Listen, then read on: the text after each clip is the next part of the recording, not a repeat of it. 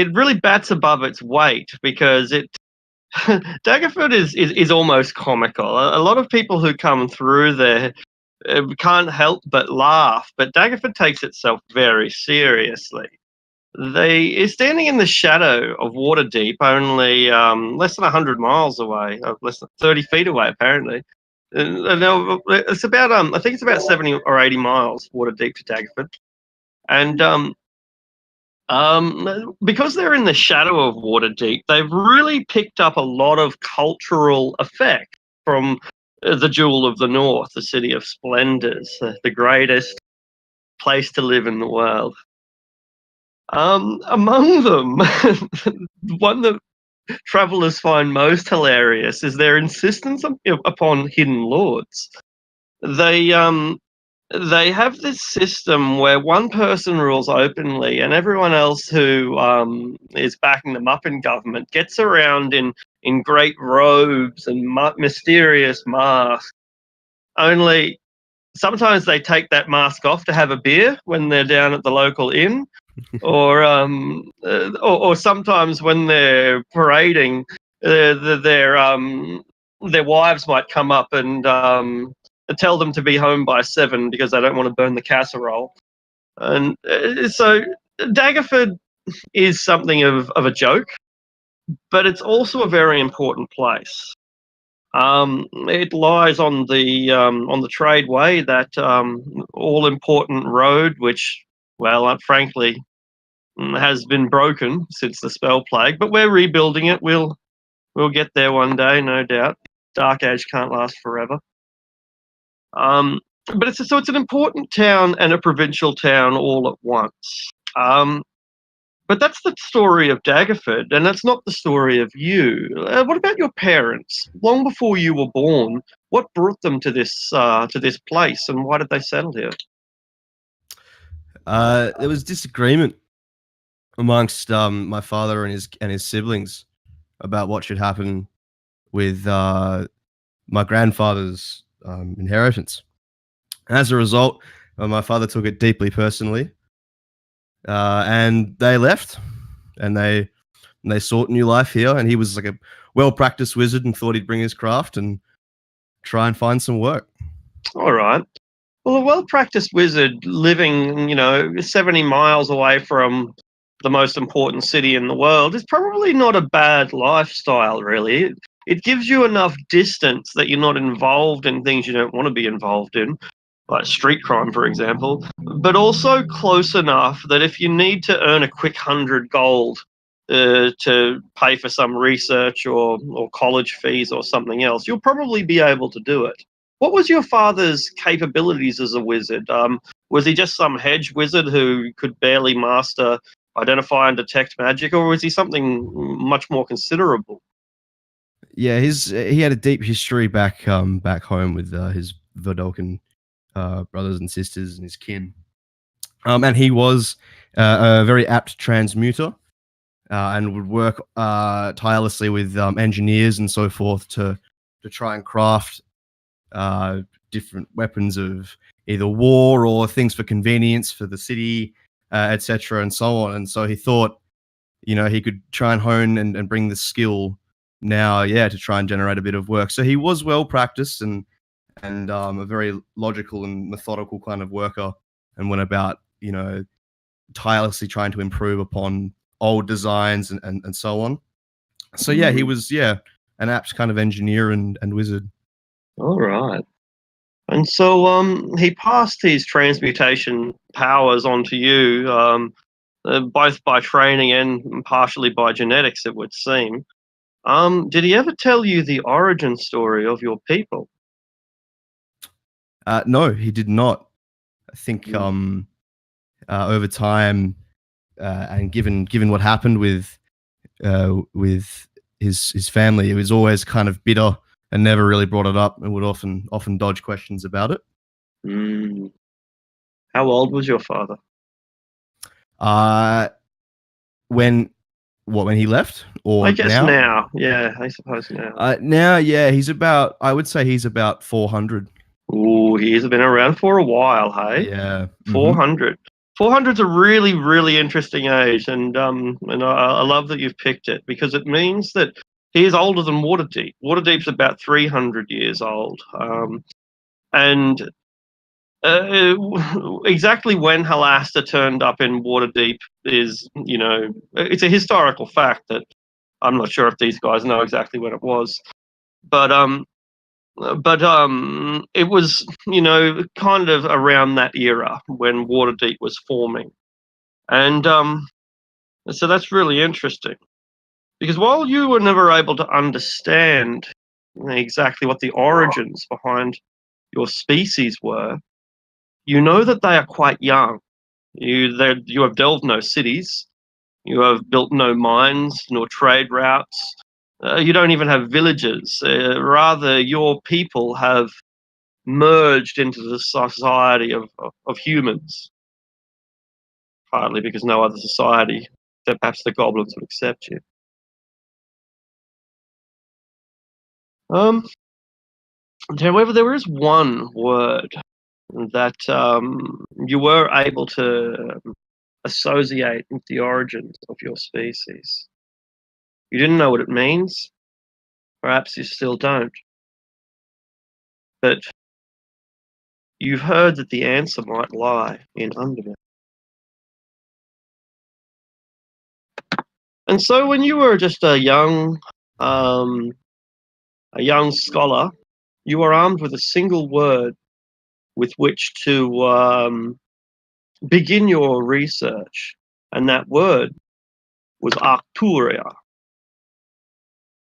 As a young wizard, having finished your apprenticeships, mastered some cantrips, and the most basic of spells, you began your scholastic pursuits in Candlekeep, I believe. No, not quite. It was throughout Right. academies in Waterdeep. So you've studied in Waterdeep is that where you did your first few years of schooling, more or less, That's or you right. began your academic career? Okay, cool. Yeah. All right. So how long ago was that? When was it that you were living in Waterdeep? Uh, I was living in Waterdeep, I would say maybe 10 years ago at most. Yeah, 10 to great. 15? Yeah, tops. All right. And so you've been away since then? Yeah. I would say so. I think I have been. I've been out on the road looking for work, trying to conduct my own research abroad and build up a bit of a tome to submit to Candlekeep at some point. Yeah. All right. But have you studied at Candlekeep as well?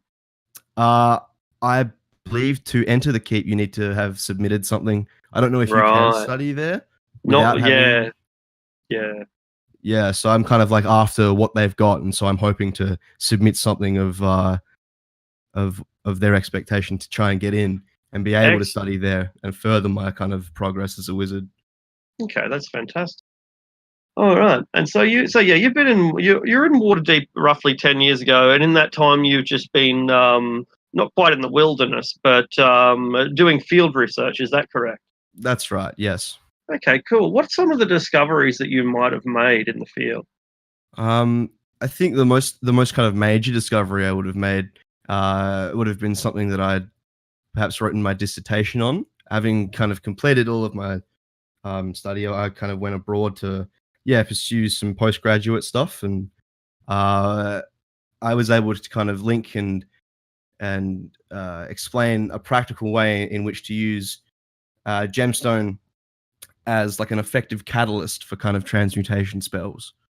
And I was Oh, able to kind of really? reproduce these results kind of abroad and with very specific conditions. And I'm trying to kind of elaborate on that and find out perhaps why that may have been, or but yeah, thus far that's kind of the extent of my discovery.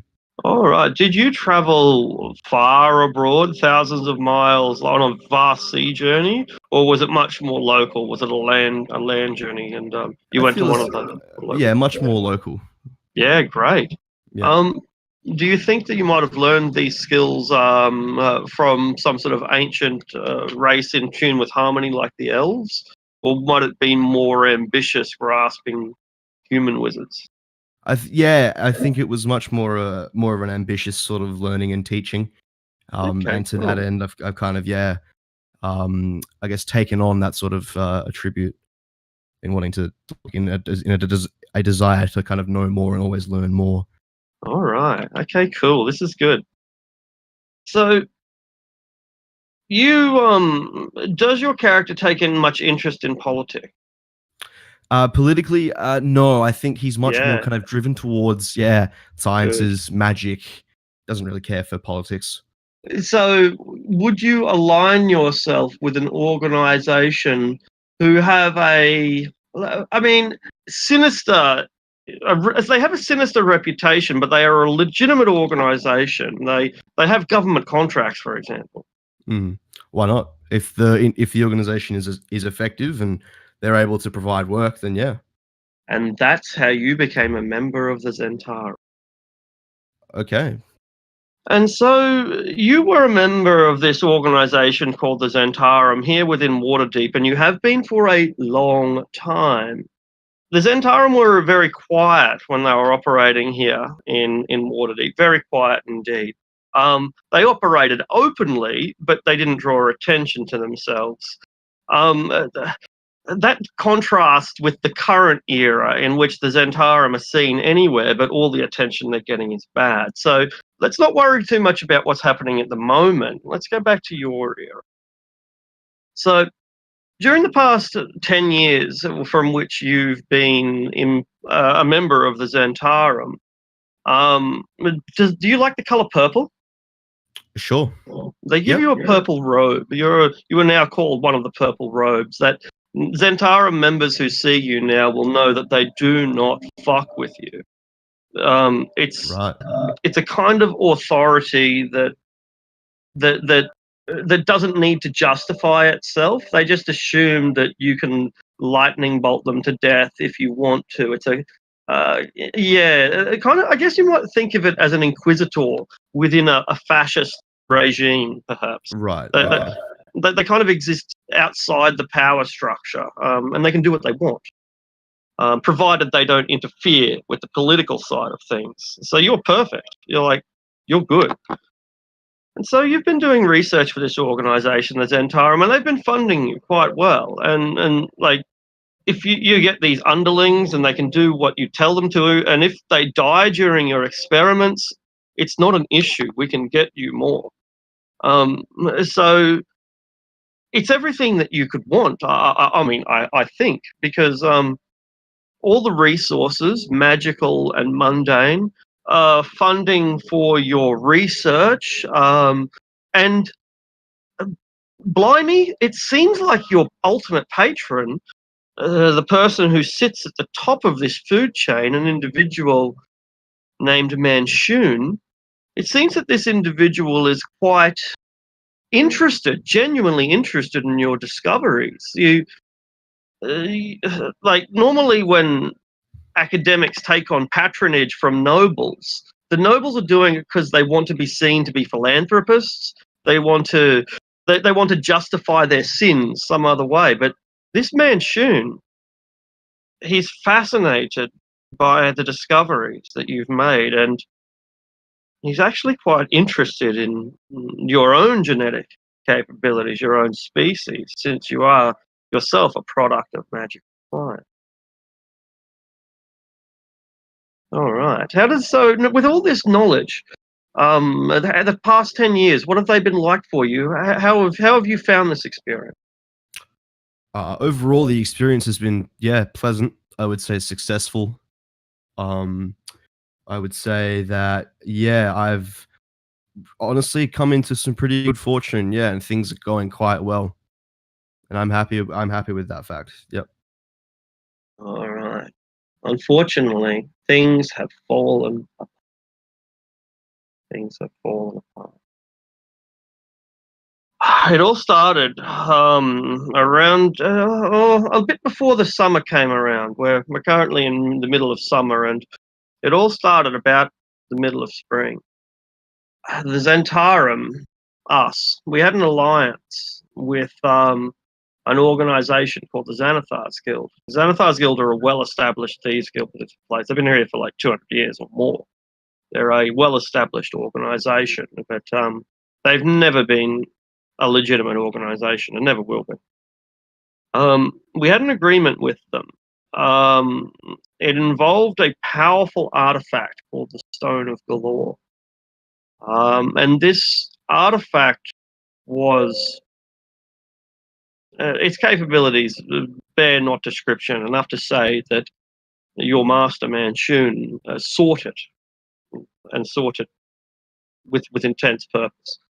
It was supposed to lead to a treasure of 500,000 gold dragon, but that was never your master's purpose of achieving it. That was window dressing. And there's long story short, there's been a lot of chaos. There's been a lot of chaos, and it's all fallen apart. And the operation that Manchun carefully built here over decades is now under threat. And ironically, it's under threat from the Zentarum. They call themselves the real Zentarum, and they've come from the Zentarum stronghold far in the east, and they've come over here to kind of bring us into line. Yeah, right.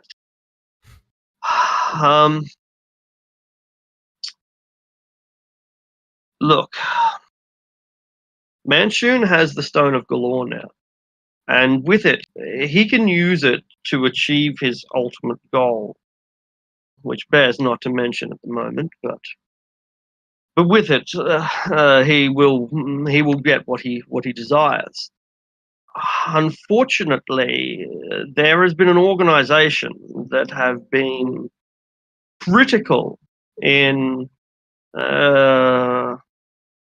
distracting him recently, and in tipping the balance here in Waterdeep. Not the Zentarum nor the Xanathar's Guild, not Force Grey, who are the local special forces, and not the Harpers, none of these power groups, but rather an organization that's connected to them all. An organization called Troll Skull, or they have other names as well, but that's what the peasantry calls them. They're a group of adventurers who have the favor of the Hidden Lords of Waterdeep and the Open Lord as well. Manchun has a very, very special task for you. So are you listening? Yeah, absolutely. All right. He wants you to win them over. They don't have to join the Zentarum. They won't. That's not the plan. But we have the Stone of Galore, and we want them to support our causes. Our causes are quite simple. We want the destruction of the Xanathar's Guild. We want the destruction of the Rogue Zentarum element. We want stability here in Waterdeep. We want the favour of the Hidden Lords. We want the things that they want. We want the treasures of Undermountain. We can align themselves perfectly with their goals. Our goals and theirs are in alignment. They don't like us based on our name alone. We need you to... You don't even have to expose yourself as Zentarum. How you do it, you're intelligent enough that Manchun leaves it in your hands. But what we need you to do is make them realize that we are the good guy. Okay. Can do. Then everything that you need shall be yours. Whatever you require will be given to you, provided we can supply it in this time of limited resources when we're fighting a war on no less than 4 fronts. Thank you. I understand. No, all good. Manchun trusts you. You are indeed an experiment by nature, are you not?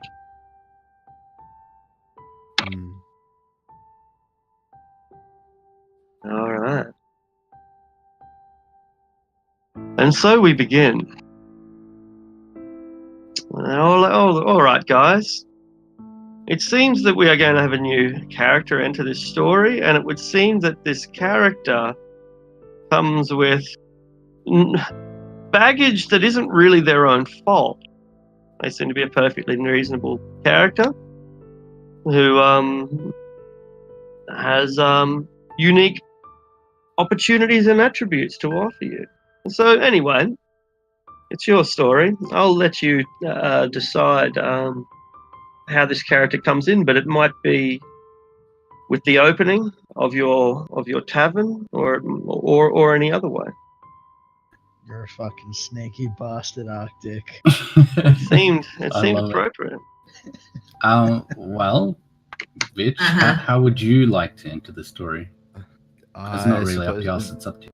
The opening sounds good. I think Sanj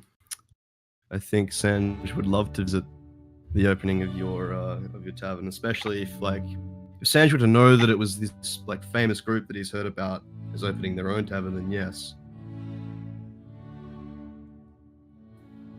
Alright, cool.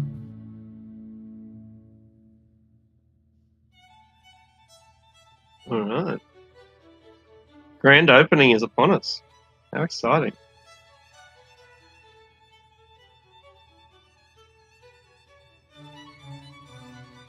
Well, I did all I could, says Tally. I think I got it up to scratch.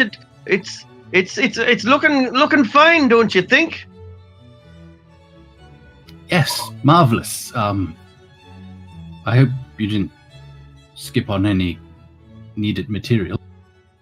Oh no, only the best guild applied stuff. See, that's what you get when you pay the right price. Anything that breaks, well, it comes with a guarantee. I'll kick the arse of anyone who has sold you inferior materials. Glad to hear it. Aye, well, I'll have a drink then. Oh, right. Jay, get the man a drink. On the house.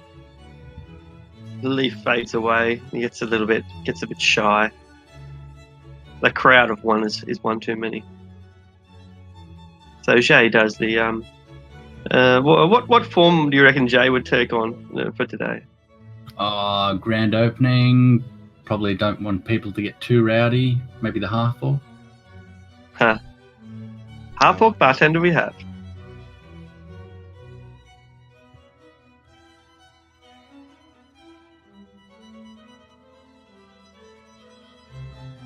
All right.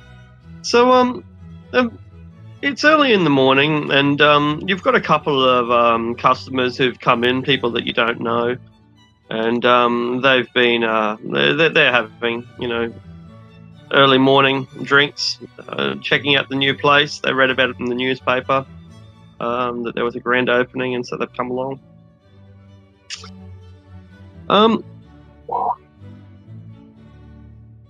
Goliath, yeah, that'll do. And so anyway, one of your first customers that comes along is an unusual fellow whose race is really difficult to determine. But they have the blue skin that could denote of some sort of connection to the elemental plane of water, and they seem roughly humanoid, but certainly not human. In a metropolitan, cosmopolitan city like Waterdeep, can anyone really name every race present? Whoever this person is. Sanj, what do you look like as you are coming through the streets on this warm summer morning? The birds are tweeting all around you, the flowers are in blossom, and you're approaching this hotel where the grand opening has begun. Entering the building, you would see a slim, perhaps even maybe a little bit gaunt, given his amphibious kind of background on a summer's day. Slim and tall, with sky blue skin, and kind of a deep set, real deep blue eyes. He takes his kind of hood off of his cloak, and it's no hair. He's bald. And you would notice a thin kind of like chin strap sort of grey sort of beard. It's quite close shaved. And there's no nose. There are two nostrils where the nose would be, just above the mouth. And he's got like a small kind of book in his left hand as he enters. Excuse me. Is this the grand opening for that inn, for that group that I'd heard so much about around these parts?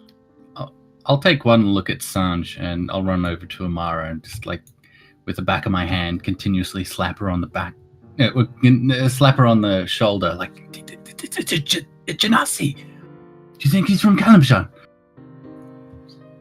As he begins slapping her, like her drink that she's about to take a drink of begins kind of like sloshing about. So she gets real irritated. She's like, "What?" And then she turns around. I think she expected I always get these two mixed up, you guys. Embrick is the fire genasi. Avi was the water, right? Yeah. Correct. Okay, so she turns around and expects to see Avi, and she sees Sanj. And she heard his question, and she's like, "Welcome. This indeed is our establishment. My name is Amara," and she extends her hand. Excuse my friend here and myself, but may I inquire as to what you are? You're different from a lot of the people I've seen. But before he gets a chance to answer, I sort of lunge in to handshake him, and I go, Zevram, Elentir, salam alaikum. Oh, well, taking Zevram's hand first, then I'll shake and bow, and then I'm taking Amara's hand, shake and bow. So, hello, I am Sanj, and don't worry, I get it all the time. I am, in fact, a Vidalcan. You probably haven't seen me or my kind before, but I don't blame you. There's not very many of us, and only a few of us have come this side of the plains. But I like it here. I've been here for a while. Arctic, I'm gonna roll a perception because player-wise, I think I remember Vidalcan being half elf and then half of other things mixed, if I recall correctly from Magic. So Amara's looking Sanj up and down. Does she notice anything, any familiar, what does he look like? Are there any traits that stick out with that roll? I guess he looks like an aquatic species, an aquatic humanoid. But it doesn't look like any elf you've ever seen. Doesn't look like anything to me. I think I'll know Zevram is blind. Would you like a drink? You know what? I would love a drink. Yeah, please. I'd love one. I'll take a seat. And I'm gonna go get him a glass of beer or wine. She asked him. I'd love a glass of wine. Mm. What do I owe you? On the house, and she pours like a medium-sized glass of wine to him and sets it over. Yeah, I accept. It's an opening special we have running right now. Free drinks, or the first drink is free for everyone. And just remember us when you walk past that other cunt's place. other cunt? Am I saying that right? Oh, sorry, it has a name. Emek. Emek. Okay. Sure. I'll keep that in mind. Yeah, I'll have another drink. I love what you've done with the place. This is really nice. How to what do we owe the pleasure of opening a new inn? How did you acquire this magnificent location?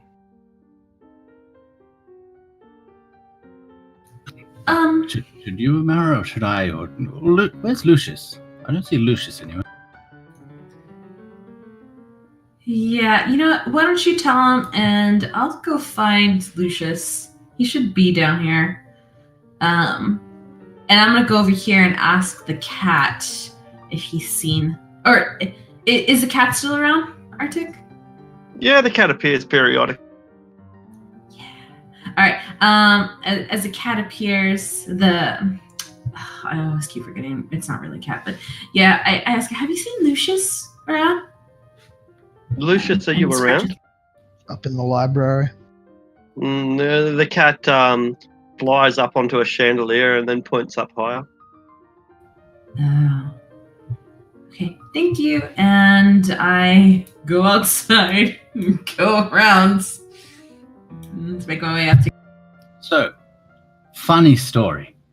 We were going to the Yawning Portal to start a group, to go into Undermountain, and well, a fight broke out. We killed some people.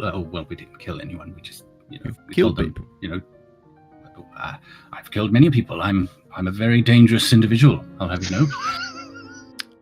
Okay. Raise my eyebrows and have another drink.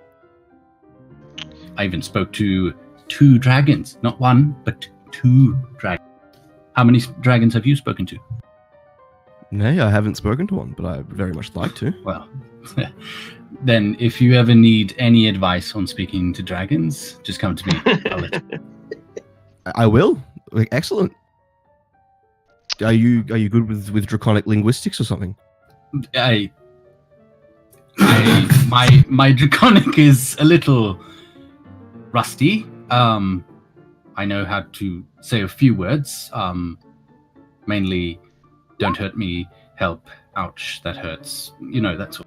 Ah. Perfect. Well, I'm sure that worked out fantastically. And well, back to the story. We were at the Yawning Portal, and we got a job from someone that you might be aware of, the famous Volothamp Gadam. Have you heard of him? The name rings a bell, though I can't put a face to the name. Oh, it's all right. You wouldn't like his face anyway. He gave us a job to find his friend, one Floon Blagmar, who had gone missing. Anyway, we tracked him down eventually, and a nobleman named René Neverember. We got to talking with Neverember and about his father and about his father used to be the Open Lord, and he embezzled quite some gold in his time, and he had hidden away, and we had followed this grand track of clues to find out that the vault was here in Waterdeep, and well, needless to say, we found it, and we gained a measure of the gold for ourselves. Oh, fantastic. That sounds like quite the adventure. Yes. I've written it down all here in my journal, but it's not ready to be published yet. Do you want? Oh, I understand completely. All these little tidbits you might want to adjust, of course. I completely understand. Yes, I like to be very truthful and accurate in my recounting of tales. Of course. Excellent. Well, I mean, like I said, I like what you've done with the place. The wine is good. Though, forgive me, I couldn't help but... did you mention Undermountain by any chance? Someone looking to hire people or workers, is that right? Yes, we were actually planning to go down there very soon, now that the tavern's up and running and Shay can look after the place, along with Leaf and some other friends of ours. We plan to take a vacation, as it were, down into Undermountain. Wow. Well, this is quite fortuitous. It would appear our goals align. I mean to conduct research in Undermountain quite shortly for my own means. I have a wide variety of skills and tools that I can bring. Perhaps you would consider having me along. I'm self-sufficient. I can look after myself. Well, we are a rather prestigious organization. I'm not sure if you would qualify. Tell us, what is it you can do exactly? Well, you see, in this little thing here, and I pick up the little... It's like a little pocket book in my left hand. This here contains a wide variety of spells, and I utilize magic and the properties of physical matter to either hinder, harm, or enhance. I'm very good at what I do. Oh, you're a wizard. That's right. Yes. Yes. Sorry. Yes. A transmuter, as it were. Well, we already have a wizard, and he's already a handful. The other one is a little forgetful sometimes. What sort of things can you bring to the table as another wizard? As another wizard, well, well, let me see. Do you have a copper piece? As it happens, I have many copper pieces these days. Just the one? Just the one. It's only a small thing my father taught me, but it might, I don't know, it's perhaps an inkling, a mere drop in the ocean of what I'm capable of. All right. Bear with me a while, and I'll use that minor alchemy feat to turn it to a silver coin and hand it back to you. You're a counterfeiter, is that it? Well, not officially, but I can. Can you? I can do. Just a simple matter of changing one form to the other. It's not a Let's permanent say, change, mind you, but let's say you had access to thousands of gold. Could you turn it into platinum? gold to platinum. No, unfortunately, that is quite beyond my own capability. But I remain hopeful that one day I will be capable of that and more. And I feel as though Undermountain is my next step on that magnificent journey. Well, I have to say I'm thoroughly impressed. Perhaps you should meet the rest of the troop. Actually, one of them is staring at you right now. Aldrich, don't do that to the guests, please. Yes, I did notice him shift over rather close. Hello there. Greetings. I love what you're wearing. This outfit is fantastic. Oh, thank you. It's not really an outfit, it's, call it a uniform, what clerics of pain must wear. Ah. I Cleric. don't think he washes it. Would you like a blessing? Would I like that? In fact, will depend on what is entailed in the blessing or giving the blessing. You just simply get on your knees and you pray, and I will bless you. No, Aldrich. This is the grand opening. We can't have your blessings in the tavern on our first day open. You'll drive away the custom. Sorry.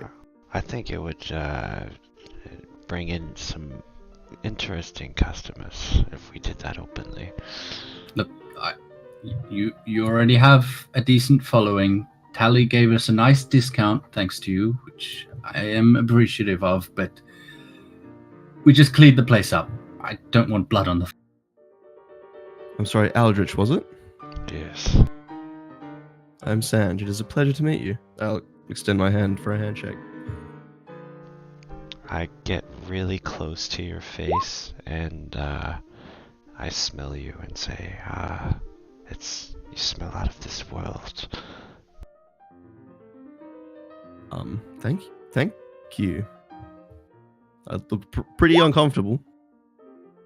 I back away, and then I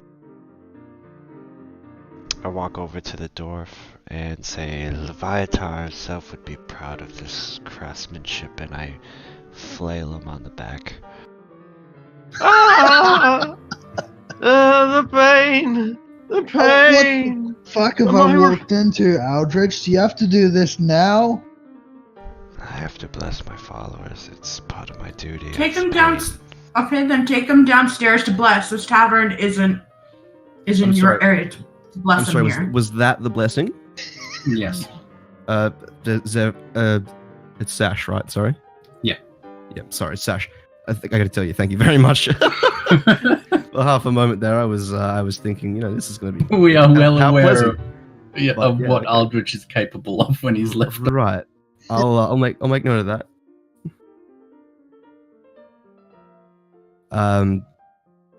Hello there. I'll say, kind of gesturing towards Lucius.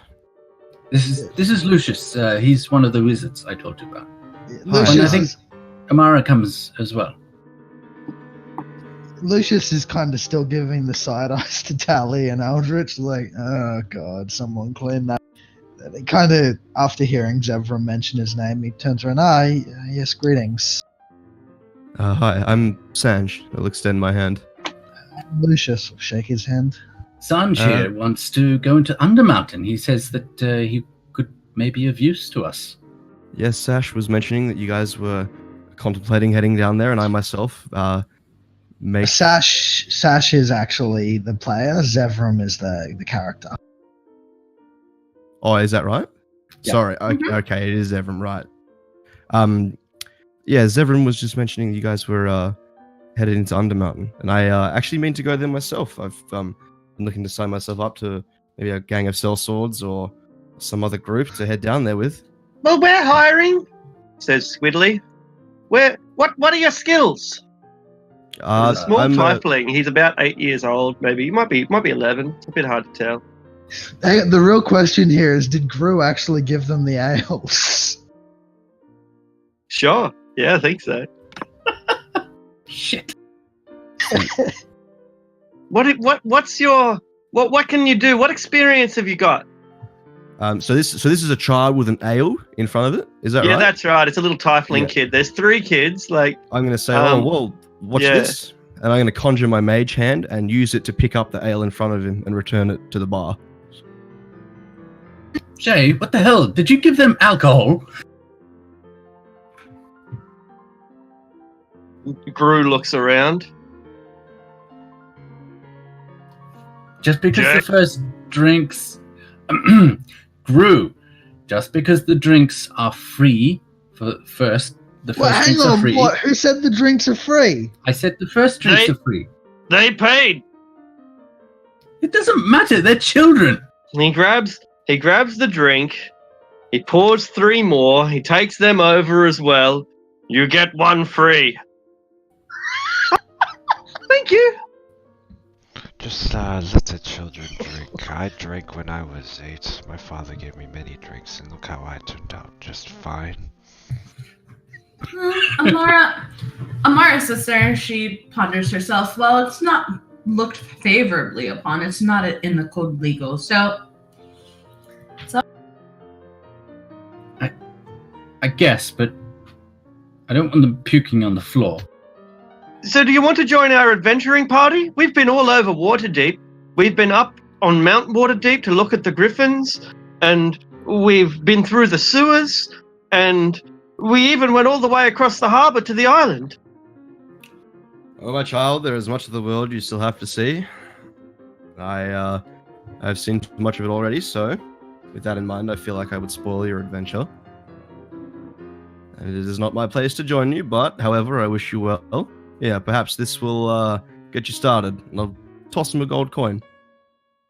Thanks a lot. That's fantastic. Yeah, no worries, kid. Look, take your ales and go outside now, please. You're scaring away the customers. You're so embarrassing, Squiddly. But he gave me a gold coin. Yeah, I think that's fantastic. Let's go and get some lunch. And tell everyone what we got to you. So they sit here and finish their drinks for a while, and they spend a bit more money. Basically, you spend most of the gold that you gave them on some of your finest foods. They order salmons and ice creams and anything else that you can provide for them. And so they're having a good time, getting drunk at like 9:30 in the morning. Their ice cream. Little scaps. Wish I could remember being that young. They've got a couple of scars on them between them. It looks like they've been hit around a bit. But anyway, they're having fun. So, Sanj. Sanj, thank you. Sanj, you mentioned you're a Vidal? Yes, that's right. What did you... I'm very much into... I've never heard of that, and I like knowledge. So I was wondering, could you tell us more, if you're so inclined, tell us more about your people? Hmm. You would see Sanj kind of like his eyes like narrow a little bit. He'd have a drink. And he'd put his glass down and he'd say, "Well, to tell you the truth, I myself don't know a whole lot about my people. So, unfortunately, I can't tell you a whole lot. All I know is my parents look the same as I do, and I don't know. That's kind of the extent of my knowledge, though I hope to find out more, maybe later." So But, when you say the same, oh, sorry. But I think, yeah, for now, I'm much more interested in practicing my magic. Yeah, You practice magic. What kind? I am a transmuter. I just showed your friend here, and I'll kind of pat Zev on the back. I just showed your friend here a little trick, and yeah, I've been studying for some time, and my father was a wizard before and yeah, it's You can turn copper into silver. I saw it with my own eyes. That's not more much. useful than you, Zevram. Well, Ouch. I'm the one who found him, so technically I'm the most useful for finding him. Amara just like Faye just like begins rubbing her temple with like her finger and just says yes, Zevram. Yeah, Lucius just rolls his eyes like, Zevram's being Zevram again, and pours himself a drink. We're both oh, go ahead. No, you go ahead. That's all good. Yeah, we're both wizards. I know to Lucius and myself. Lucius is a divination wizard. He has a penchant for knowing when things are about to happen. Oh, It's kind of uncanny, really. Yeah. I like the idea, the concept of being able to look forward along a timeline. It is interesting. It's a handy skill. I just wish you would tell us more often. It's not quite looking ahead in the timeline. It's more that I've grown a habit of not doing anything stupid, and I look directly at Zev. I look behind me. Well, you must tell me all about it sometime. Sounds fascinating. Oh, I'm sure you're quite familiar already with this little thing we like to call common sense. I like to think I can think. Oh, thank God. Laura just like whispers this because, Zevram and Eldritch. Ooza! And I'll leave the conversation to talk to. Oh, hello. Is it the grand opening today? I can't quite remember. It is. First drink is free. Well, you did get in that brandy that I asked. I'm not too sure, but I can have a look for you. Wait, grab a seat. I'll be right. She seems quite cross that you're not too sure. Wow. Gonna be one of those patrons. Okay. I'll go downstairs and look for it while these guys talk to. There are a range of brandies, low, mid, and high shelf. Well, she gave me a bit of lip or attitude, so I'm gonna get low shelf. You'll make a good businessman. Dernan likes this. Amara, didn't you have some business with that woman?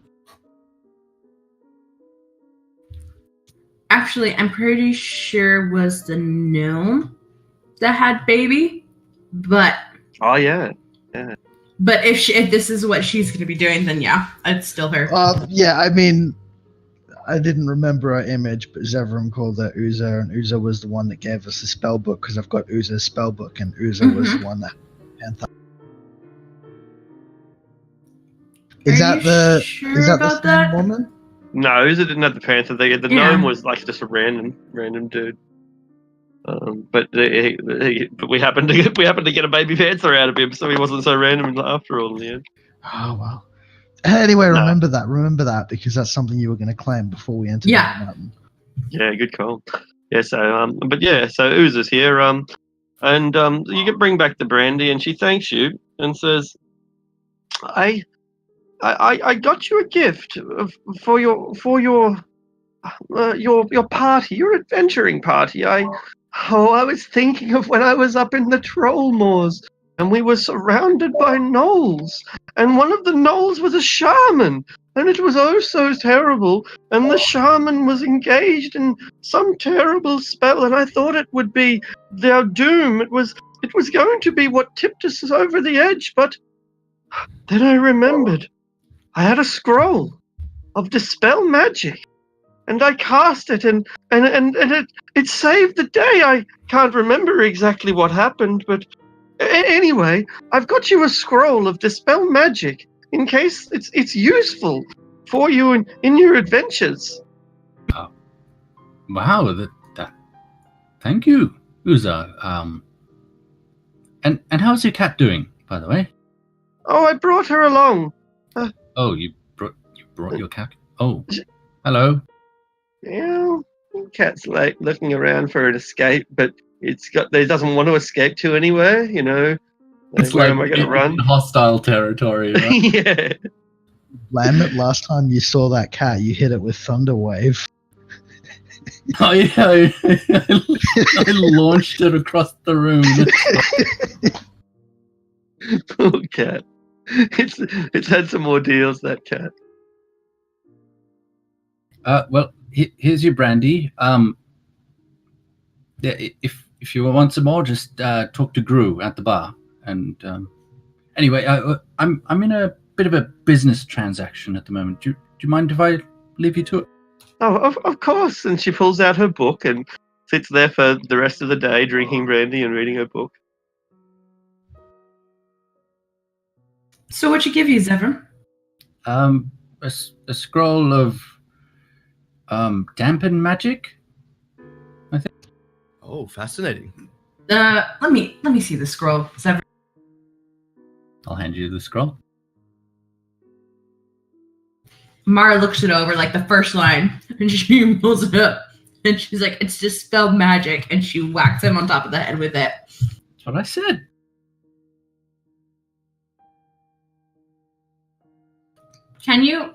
Are you able with your type of magic, Zevran, to cast dispel magic? Don't think so. I've never tried. Do you want me to try? No. If you don't I'm know, sure I could do it. No. I can do it. I can do it. I can do it. I know I do can. it later. Do it later. Not in the tavern. Outside. I believe in me. And I look to Lucius. I'm assuming you already have this. Yeah, I've already got it in my spell book. Okay. And then so with that, Amara hands Sanj the scroll. Hang on. That's like That's 5 worth veils, like at least. 200 gold. You already know To a it. stranger. Yeah, but we could take it over to Rashal. Really? Because we really need the gold right now? Yes, but you don't just give 200 gold to someone you just met 30 seconds ago. That's the kind of things everyone would do. Okay, one, I didn't meet him 30 seconds ago. I met him like 10 minutes ago, okay? And two, we're fine on money and we already know the spell. Thank you, Lucius. It is something I would do. I didn't mean it as a compliment. Anyways, gesture of goodwill. On this, although this isn't tied to what I'm about to suggest, we're looking to go to Undermountain sometime as well. Yes, Zevran did make mention of that. I really think our goals line up, and good skills, a good toolkit. You all seem like a capable enough bunch. As I side eye Aldrich, and I feel as though if there's room for one more, it can't hurt. Strength in numbers and whatnot. At least I think that's the logical way of moving forward. Oh, and I intend no disrespect in taking the spell scroll, but if you truly wish to give it to me, then I will take it without any sort of issue at all. Well, I can't speak for the rest of everyone here, but I'd like you to join us, and who knows, together we can We can go into Undermountain and beat them black and blue, huh? Yes. Wow, Zephyr. Wow. Black and blue. Before she hands it to you, Amara's pretty practical, so she'll tell you, you should probably copy it before you use it, unless you already have the spell. And then she crosses her arms and kind of just like shakes her head like ha at Lucius, and she's like, "See, still useful and still within the party." Copying a scroll destroy. You can't copy and use. Oh, well, okay. Either way, it'll be useful. It'll be more useful than if and when he copies it. Thanks. I intend to copy it. But you could just copy Oh, this shit. me, and then you could let me sell the scroll for 200 gold. Do you guys just see who walked in? Zevram goes white. Well, ain't you done something nice with this place? There's a man, a dwarf, a tall dwarf, wearing a flamboyant hat in lovely clothing and with rings on his fingers. Why? Is this seat taken? Well, howdy, all you folk. I haven't seen you for a while. Why, how's that whiskey coming along? Yeah, thank you very much. Well, I must say, I did not expect to see you get quite so far, quite so fast as you did. Well. Look at you, hey? Look at all you. You gone done upset Waterdeep. Turn her on her head, ain't you? I'm sort of ignoring as he's talking. I'm just going to the windows to look outside if anyone else has followed. Oh, there's people out there, but I'm going to check the back doors. both of you can make perception checks.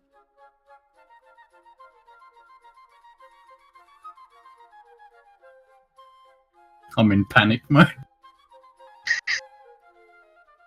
You don't spot anyone at all, Zevram. Lucius, you spot a group of guys, not a group of guys, but you spot multiple individual men in the vicinity of Troll Skull. You know, one's smoking his pipe, one's reading a newspaper, another one's leaning against a tree, and they just all happen to be looking at Troll Skull. Probably a coincidence.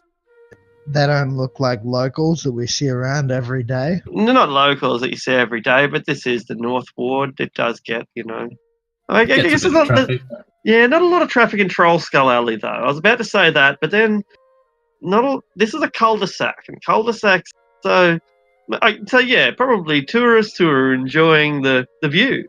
Maybe they're going to come and have a drink shortly. They just haven't come in yet. My ass. Who knows? You can wildly speculate. I'm not gonna put words in your mouth. I'm gonna sort of pull Aldrich out of the way and get up next to him. Oh my god.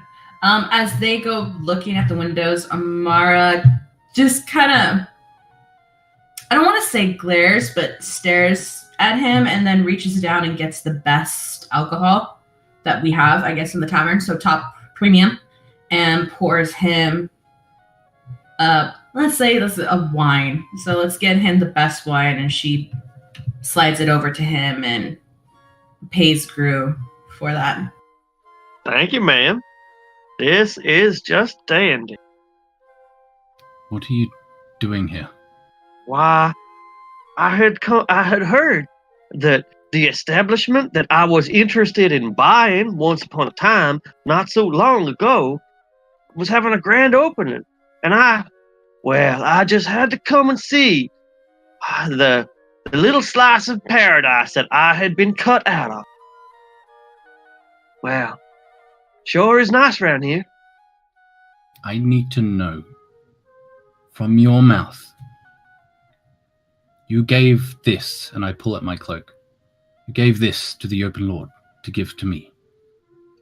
Why?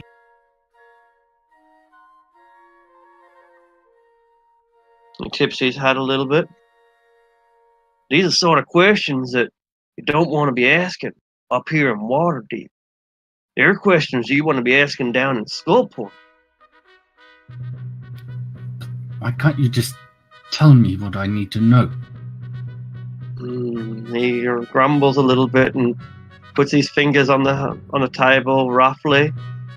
Son, if you want to know the whole truth, you're going to have to go. You take your little ass all the way down to Menzo Baranzan, and that's one hell of a hike.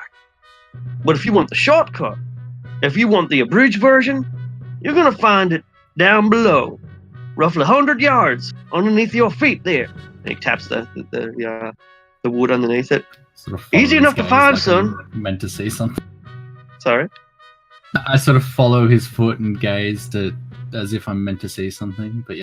So does the cat. The Tressum's like, what's he looking at? Easy enough to find, son, he says. All we got to do is have the eyes, go down there and look.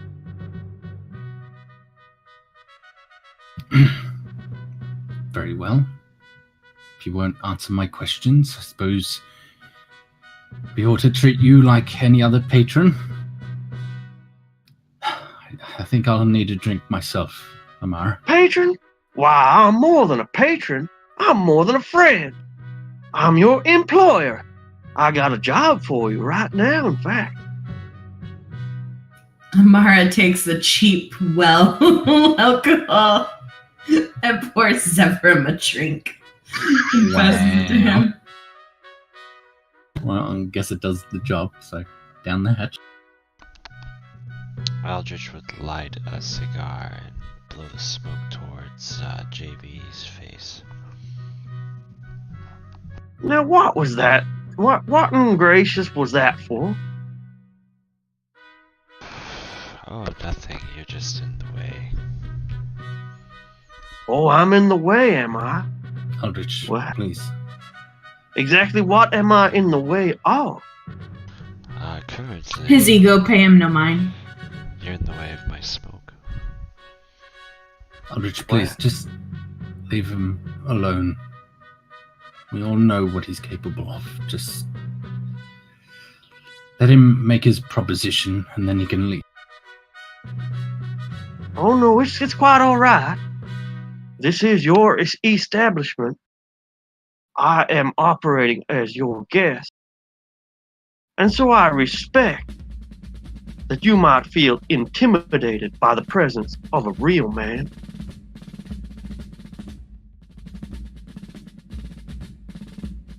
So let me tell you what I've got to say, and I'll bid you all fine farewell.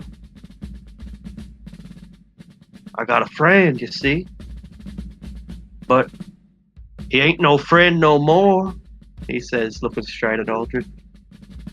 I thought he was a friend. I trusted this man. We lived under the same roof. We had business interests together. Why? We even traveled together. We even killed together. Huh. Kind of like you, he says to Aldrich, and the rest of y'all. You know, that friend that never really liked, never really trusted, but you always kept them around because, like, they were a part of you? Yeah, well, he's got to go. It's time. Time he went out on his ass, you see. His name's Gnarl. Gnarl's in Brindis. He's like you, but darker, says the Zephyr. He's gone, and, well, he's gone and upset me, see? You know, I'm going to pay you for this, y'all. I'm going to pay you for the wet work, because I know y'all going to do it no matter what I say anyway. So it's up to you, like, you want 1,000 gold pieces? Do a job that you're going to do no matter anyway? It's all yours. Gnarl's a Brindis. You find him down in the Xanathar there? Because he's gone rogue now. He's all like, selling out and all. And I don't take kindly to people who betray my agenda. I'm sorry, do I know you? He says to the gentleman who he does not know. I sort of interjected that, like seeing him turn. He's deaf. I sort of motioned Sanj over and mouth words to him. Sanj, come this way. It'll be safer. My friend, I don't mean any offense, he says to Sanj. I really don't. And it seems that I've overstayed my welcome. But how about y'all just say you're going to do it, and then I can be out of your hair? And he picks out a big, full pouch of roughly 100 coins and clinks them on the ground. That's yours. And he taps Aldrich on the shoulder. Before we agree to anything, JB, just some clarifications. This man, he is a Xanathar guild member. That's right, y'all. He's a Xanathar guild member, and he sold us out. He's like all meant to be in there to be a kind of insider agent, but nah. He's all gonna change like. But tell you what, you keep this money, and you bring me back something of mine. This little bag that holds more than any bag should. It's magic-like. You bring that back to me, and tell you what, I will be eternally grateful. Why us? Why don't you just do it yourself? You can clearly do it yourself. Look, I had thought about that, and maybe if you fail, I'll still go ahead like. But to be honest, I think it's number one. He ain't gonna see it coming when you turn her up there, and suddenly, there's people like y'all that finish him off. But number two, and this is the real doozy, it's gonna humiliate him, to know that he died at the hands of amateurs. Righto, Thanks, y'all. JB. I been good seeing y'all. I just eye him with sort of disdain as he leaves. Gives you a wink, Zebra, as he leaves. And then, I like your coat. Yeah, I'm gonna crush my glass at that.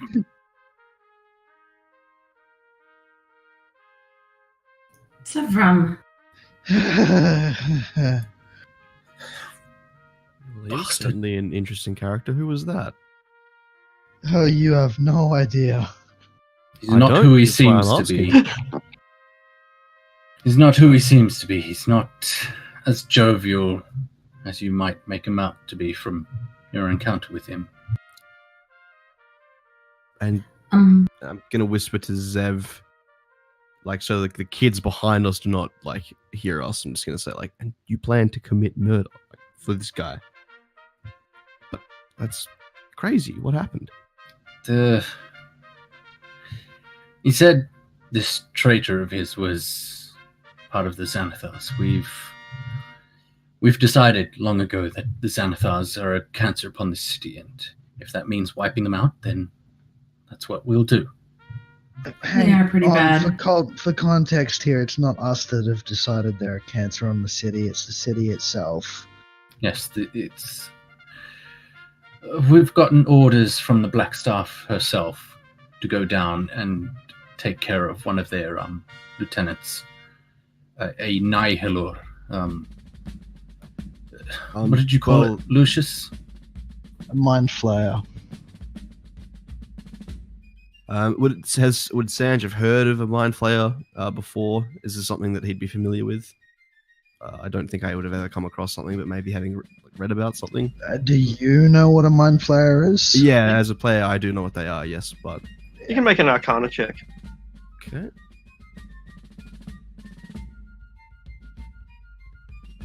Yeah, great. You know a lot about them. Not all there is to know by any stretch of the imagination, but you know these key points. They are an alien species from some other distant realm, and they mean nothing but disaster for us.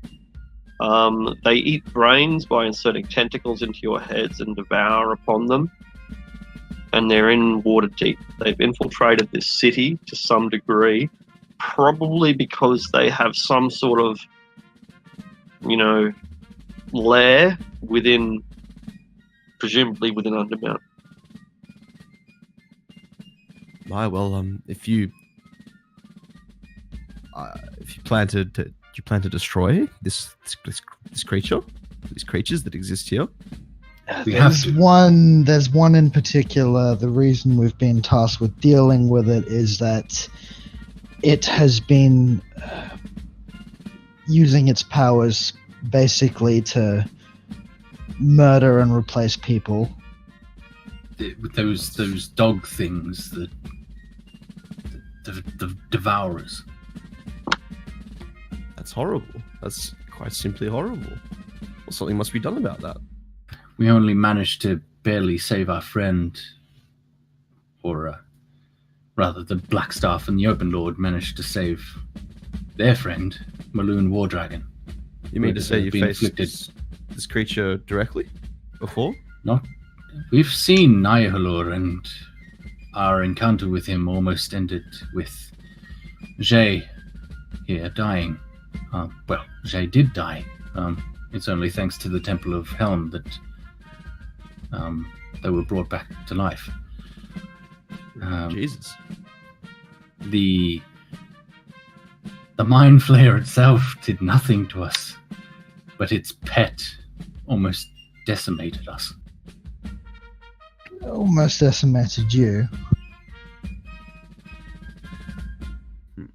Yes, well, the details aren't important. What's important is that this creature is part of the Xanathars, and now JB has told us that he has a traitor which has turned to the Xanathars.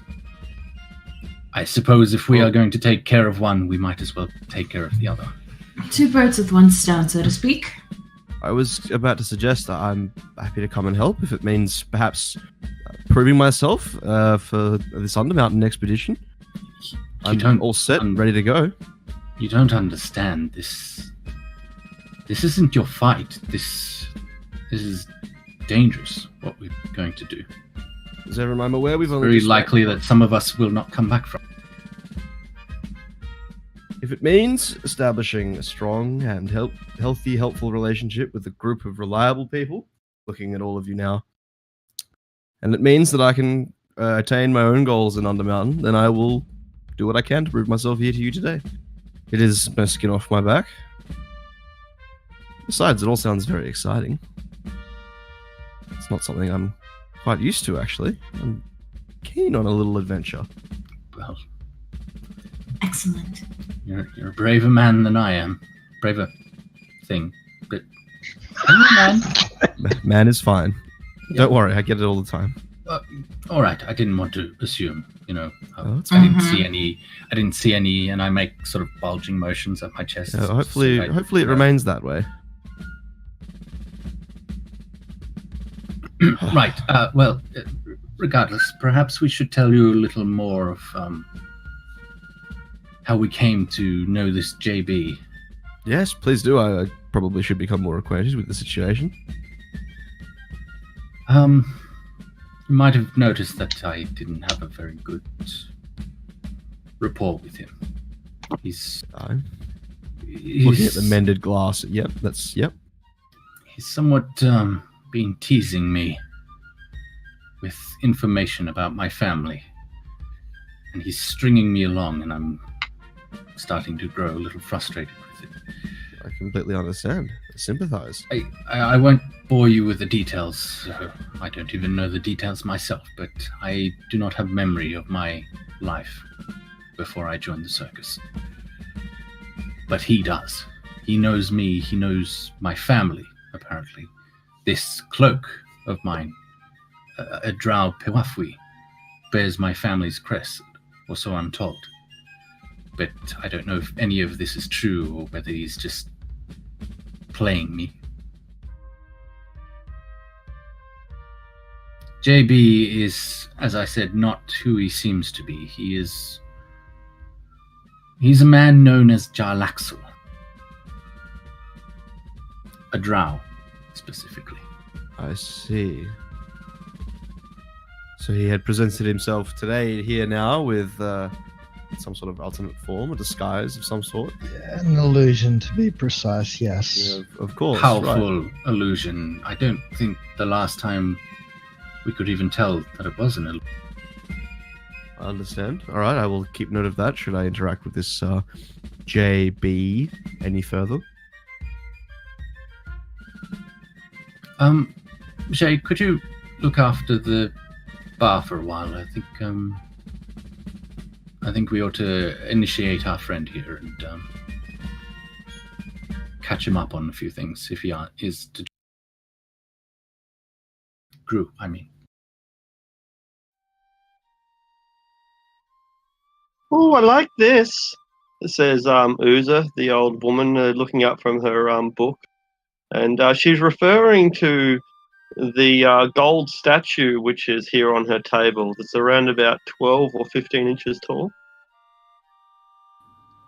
Oh, yeah? Yeah. Gold statue.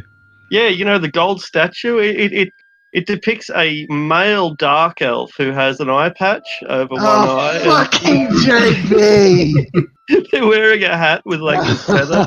And like He left a statue of himself. What the fuck? blowing a kiss. Oh God. It's worth 250 gold pieces. You would have. Oh my Where But did its he leave sentimental it? value is priceless. Where did he leave it? Just here in front of Uza. Oh, right. He must have fucking dropped it on the table on his way out. Fucking See, now that is an example of who Jalaxel is. I'm gonna say, excuse me, Uza, and I'm gonna grab the statue and I'm gonna basically reach over the counter and shove it up. Shove it under the counter. Yeah.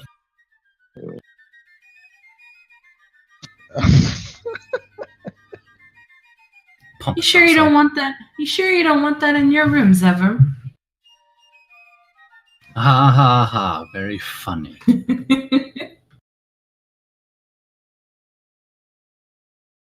Well, look, Sanj, is there any questions you had for us? I guess. I feel as though the situation has been explained, at least an adequate amount.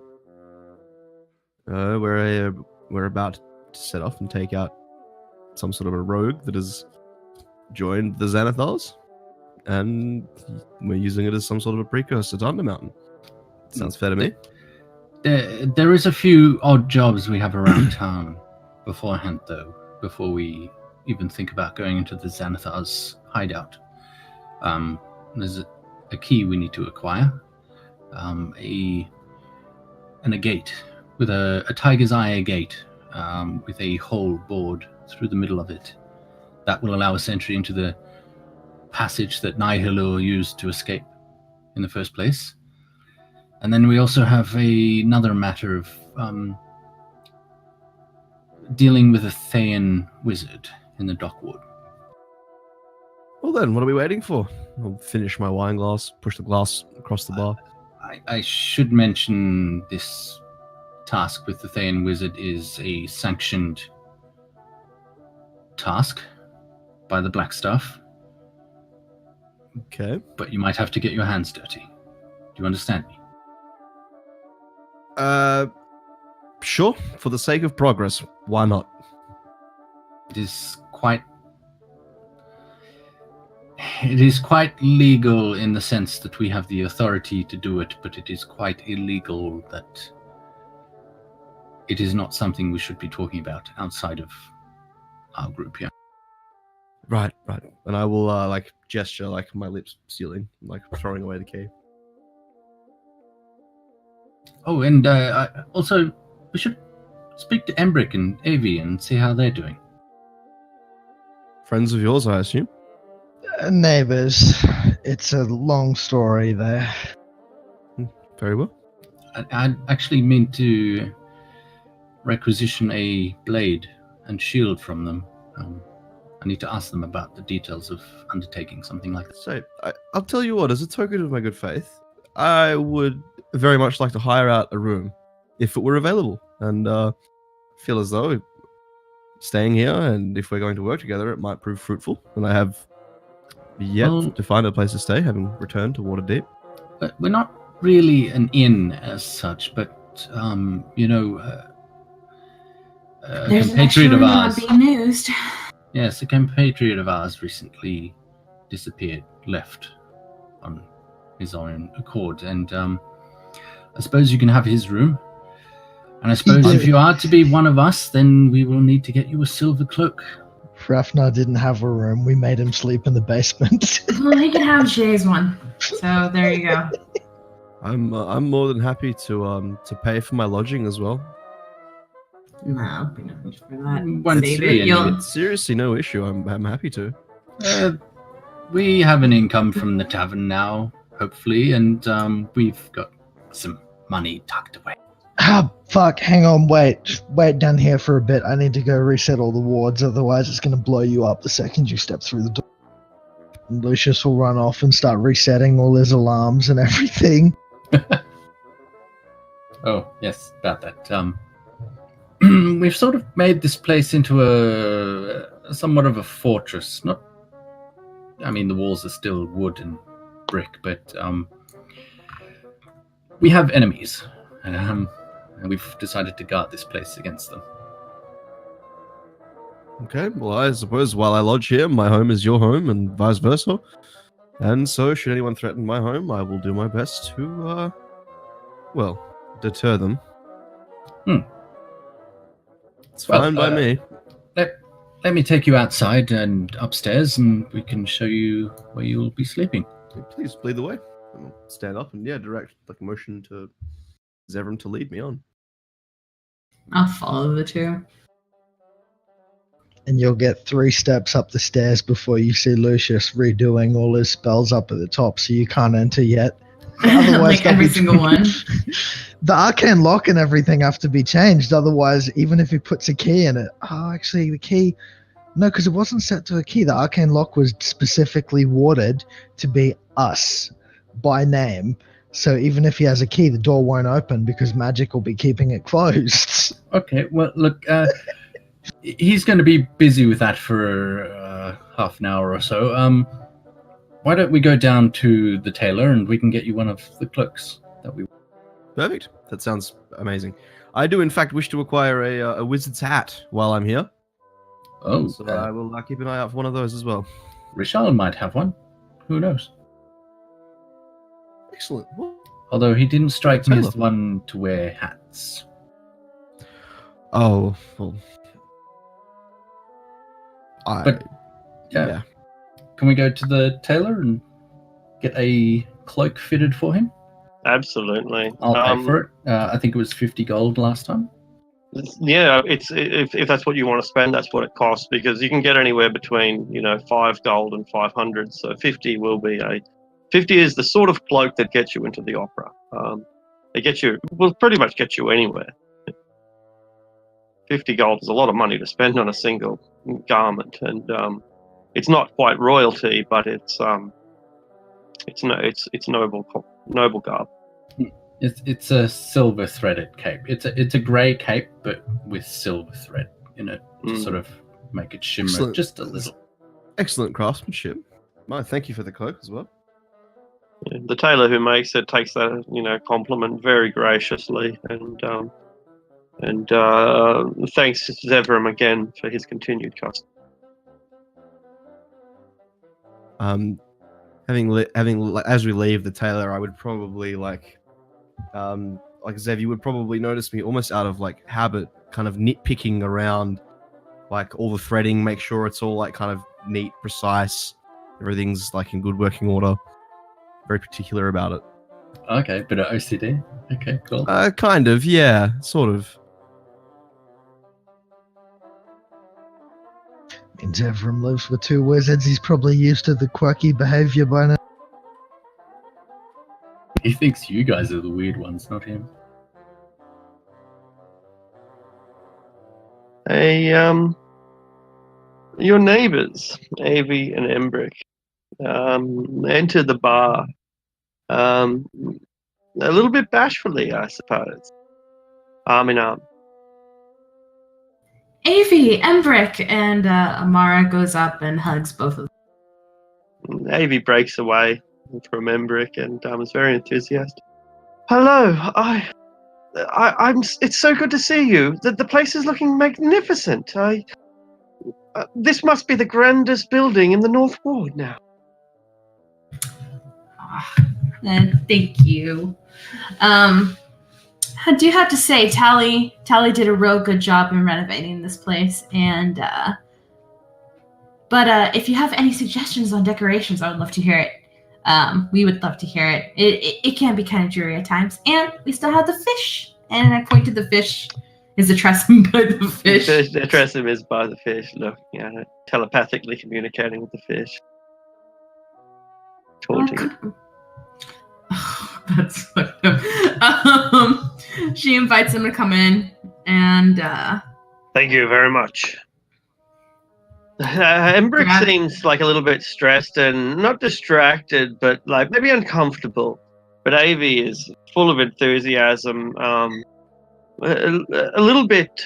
He's a little bit bashful as well, but it's kind of, I guess, fangirling a little bit, but keeping it under control. Yeah, so they're both polite, and yeah, they come and take a seat at the bar.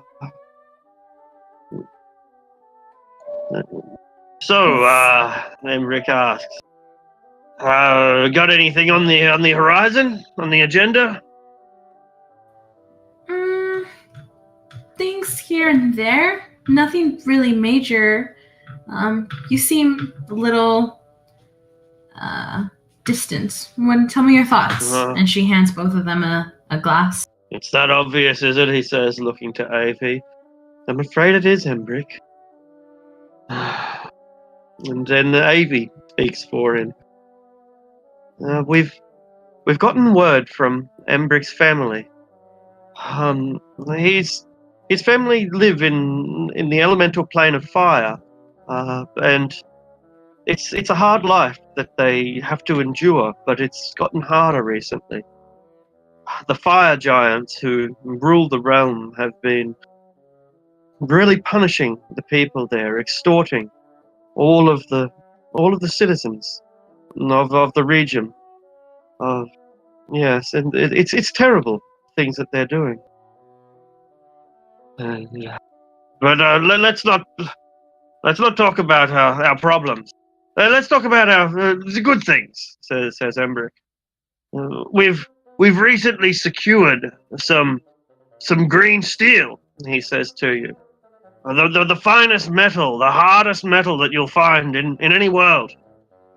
Why, we'd like... you tell them, Avi. We'd like to make something for you. I don't know what, but whatever you choose, we'd like to use this green steel that we've gotten from our special sources, and we'd like to fashion you the greatest thing that you've ever seen. Sorry for interrupting here, but I had meant to come to your place later today to ask you if something was feasible to craft. Do you mind if I talk to you about that now? We'd be delighted, and Embrick nods. Yeah, please. Now is the time. Well, as you may have noticed, I've recently taken to using a shield and a scimitar. These are my weapons of choice, and I've been looking to make something that, says more about me and the kind of things that I like. Do you think it would be possible to craft a shield shaped in the molded in the shape of a moon, and perhaps on top of that a sword which would sheath into it to form a crescent moon? Oh, you do realize that scimitars are Embrick's specialty? Oh, please, Avi, but be honest, Embrick. Scimitars and falchions, yeah, they're our cultural weapon, what I learned. But this, I think perhaps, but we wouldn't have enough green steel for both. I'm not sure that we can source any more. Perhaps with enough investment, maybe. But how about if they were made of different materials. Green steel for the sword and silver or regular steel for your shield. I like that, but I shouldn't jump ahead of myself. I'm sure the others here might have a use for green steel. I wouldn't want to be the only one. Oh yes, I have a massive use for a heavy set of plate mail or a sword made of metal, Zevram. That'd be ridiculous. You couldn't wear it. Lucius like dramatically waves around his wand. Amara glares at Lucius, then she kind of raises her finger in her hand, and she's like, would you be able to make a rapier of green steel? Aye, a light weapon, small. I've made a few of them since here. I'm sure your rapiers are very good, Embrick. Oh, they're passable. Yes, I endeavor to do so. A scimitar and a rapier. I think we can do both of these.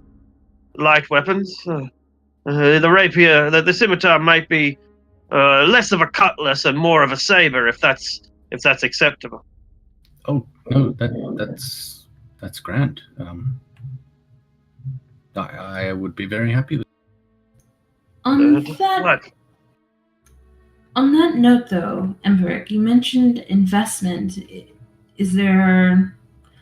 I'm assuming there's more ways to get this green steel. If we really like it, we wouldn't mind. I think it may be good for us, and Troll Skull is our home. So if we can help, and it also help you, and then it also helps us in return, maybe we can go into talks for helping you guys acquire more of the steel or any other needs. What do you think? What do you think, Embrick? I'm going to be honest with you. It took a lot to get this steel. It took a lot. I'm not sure I've got what it takes to get any more, but my patron knows about you, and they're interested in. They thought that you might ask this. If you want, then I can organize for you to have a face-to-face meeting with the Castellantes. What? A wealthy family in the banking, mostly. But yeah, we know who the Castellantes are. Trade links. They have good trade links with foreign investors. Green steel's very hard to get, you know. Have to get it from the plains. You weren't talking about adamantine, were you? No. Green steel, Batorian steel. Lucius? It was the best material in any known world. Harder than diamonds. Why am I not surprised the Castellantes are the ones that got it? Lucius, something you want to share at the table? Devil steel, it's from Bator, quite literally. Okay, but what are its? He's not wrong. It's certainly one of the strongest materials out there. I'm trying to ask, like, what are its traits? What are its properties? Is there something like it's more weak to? Does it make you more susceptible to, I don't know, mind control, that sort of thing? Not that I'm aware of. It's just the implications of how they got it. Well, I mean, is this surprising? Well, the Castellantes are just benevolent folks that have fallen on hard times, aren't they? Let's not have this conversation now. I believe these two would be grateful if you could forge a rapier and a scimitar for them, Embrick. Right. I'd be delighted to. But look. I'll rush over to Embrick and I'll take him next to the bar and I'll sort of start scratching into the wood. My design that I had in mind. So up here in the tavern, mending. That's all right. more of a sickle than a sword. No, the blade is still on the outside. It's still on the convex edge. Oh yeah. But it would slide into the shield like a sheath. Yeah, you'd probably need to turn the handle at a different angle. You'd have to the handle will probably. But anyway, he knows what he's doing. He'll fix something up. Yeah, no, that's perfect. That's fine. He's capable of doing that. And how much would all of this cost? Oh, we'd like to do it as a favor, provided that you don't press us for time. If you understand what we mean, this is our way of saying. This is our way of saying how much we love you. Yeah, you guys, we love you too, but not in that way because you love each other already, and I'm. Shut up, Sever. Just shut up. Aldrich, get the whip, says Tally, whispers it to Aldrich's ear. Oh, I've got it ready. Outside. No, downstairs. Downstairs, please. I just smack Tally in the face with it, and then I blow smoke in his face. He is suitably chastised. All right. But Embrick, I know you sort of brushed off the subject about your family, but is there anything we can do to help your family? Yeah, like in case if we come across, a portal to the fire plane or something. I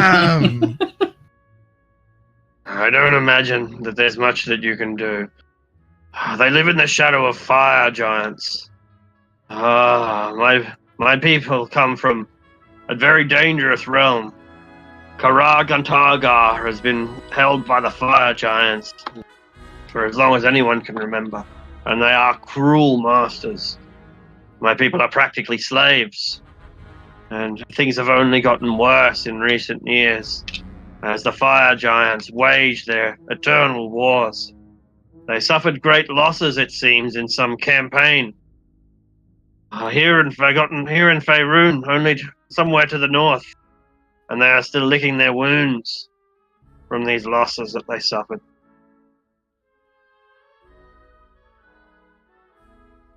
I do not know how anyone could be of any help to them. Fire giants are an implacable foe. If only I could have some way of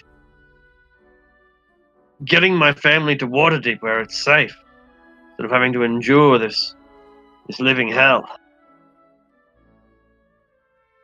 Let's say there was such a thing to get your family to Waterdeep. How would we go about finding them in the realm of fire? Karagantagar, the name of the realm in which they dwell. The fire giants have apparently emptied all of the villages out and poured all the citizens into the mud. I can only assume that their tragic fate is that they have either perished or that they too toil away in the obsidian mines. I'm sorry to hear that, Embrick, but if we find ourselves traversing the plains someday, I hope that we can find them and bring them back here. There is still hope, Embrick. There is still hope. What about you? I had no hope for you, Avi, and you've come back to me. Still hope.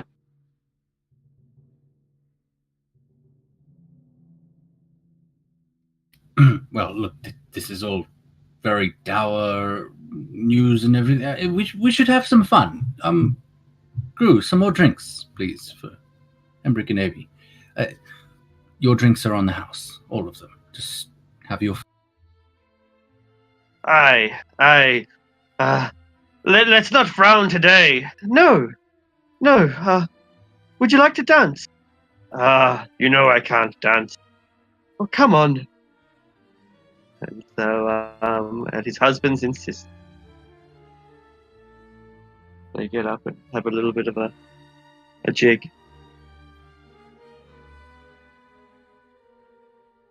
All right. Well, what say we enjoy the festivities today, and then help Sanj here settle in, and then on the morrow we can investigate this Thane wizard in the Knockwood.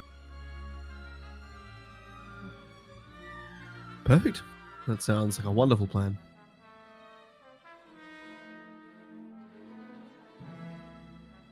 All right.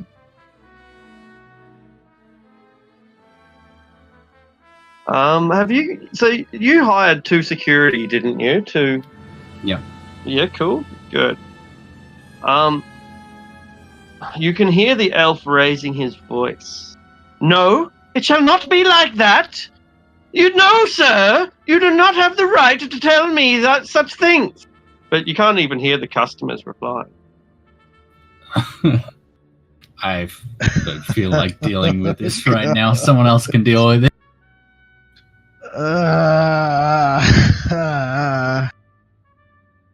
Eldritch, follow me. No, ma'am. Put that away. I'll go outside and see who he's arguing with. Devil Oh, Star Song. fuck! Devil Star Song. Yagra Stonefist, and they have another person who I'm going to let you tell me if you recognize him or not. We That's- do. I don't think Yes, he was that's- in Farrell's, or he was in Barber's the shop. Yeah. Fucking Do you Zaraj the recognize Hunter. Oh my god. Zaraj. Yeah, so you do recognize him, eh? Me. All Yeah, right. Oh yeah. Upon So- seeing them, I'll immediately throw a coin straight at Zevram and the others, fucking stomping my foot. Get the fuck out of here now. Devil is holding Yagra back. Zaraj has already got the arrow knocked, but he's kind of he's holding his bow inconspicuously, but it's already knocked, even though it's just by his side. How does a guy have a bow by his side and also knock it? Anyway, you get the idea. So your wizard he's got his he's got shocking grasp already going. It's like, yeah, no, come on. And Devil's like, please, everybody. Hi, hello. And he bows. He bows very low indeed. I had heard that this establishment was open for business. It is, but normally patrons don't come with arrows knocked, threatening security. Zaraj is what? We mean you no harm. We're simply here for a drink, preferably one whose only poison is alcohol.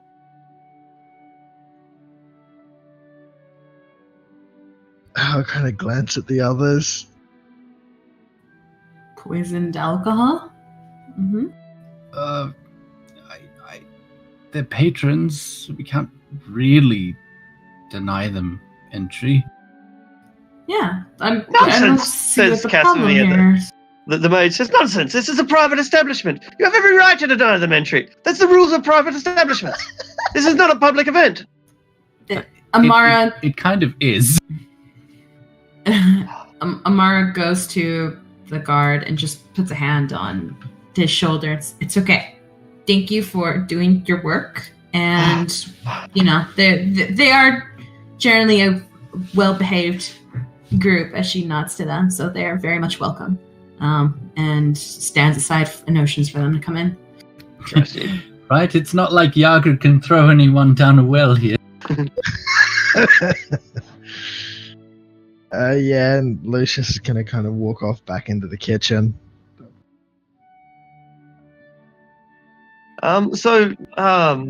Sanj, yeah, this is probably a big deal for you, because these are those Zentarum that we're apparently at war with. This particular group are half of a subgroup called the Doom Raiders. The Doom Raiders are like an adventuring party that specialize in robbing the tombs of liches. So they're, pretty serious about what they do.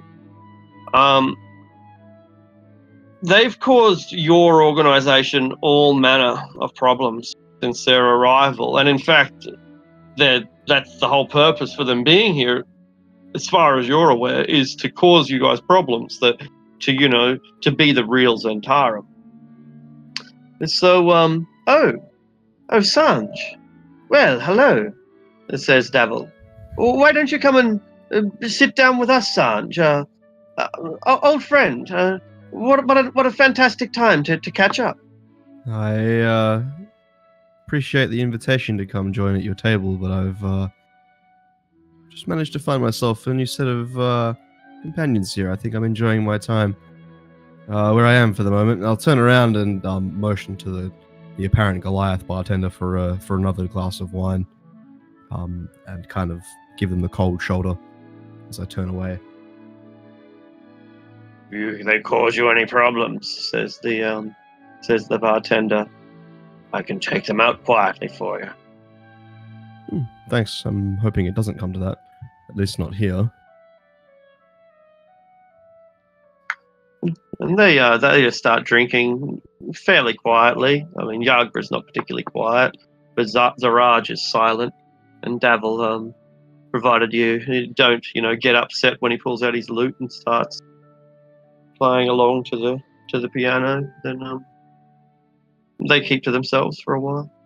So, forgive me, but do you and yours have a qualm with these individuals? Not really. I mean, they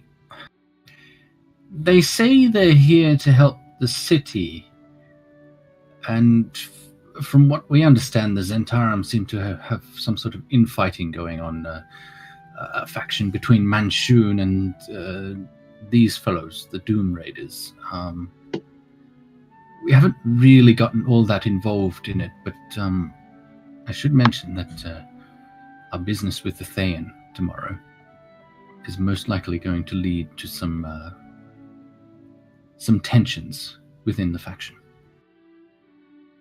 I see. Very interesting. Well, you could call it an almost personal vendetta of mine against these particular individuals. You know them. I know of them, not these guys specifically, but they seem to know me.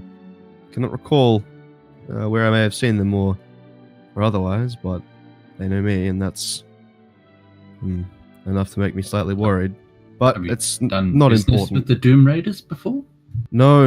It's a little more complex than that, but it's not something that I would bore you with right now. All right. I suppose we all have our secrets. I won't press you on the matter, but I would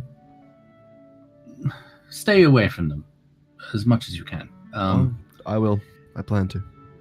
They've not given us any trouble, and I don't mean to give them any trouble, but just as long as you know, Master Zevram, that were they to give you any trouble while here, I would act rather hurriedly to give them the same. But that is what it is, and I'm really hoping that it doesn't come to that, especially in your fine new inn and establishment.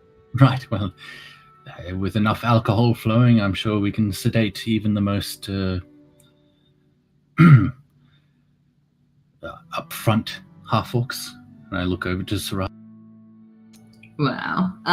As they're talking, Amard is listening and pouring 3 ales and puts them on a tray and serves the 3 over here.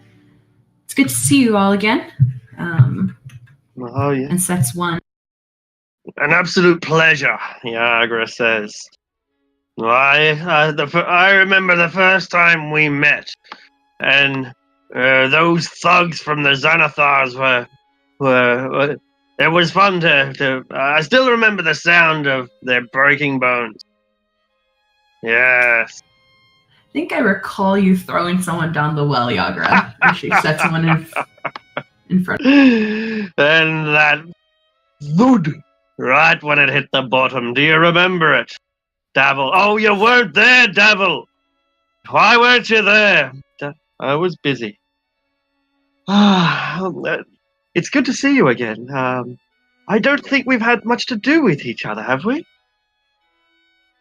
I believe not. She nods her head and offers her hand to Devil. My name is Amara. And Devil, Starsong, of the Starsong clan from Mithranor. Her eyes go wide.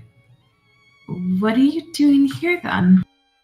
Well, actually, I've come here to enjoy the openings of such a fine tavern. This place has so much history. I think I was here 100 years ago. Yes, it was different back then, but much the same as well.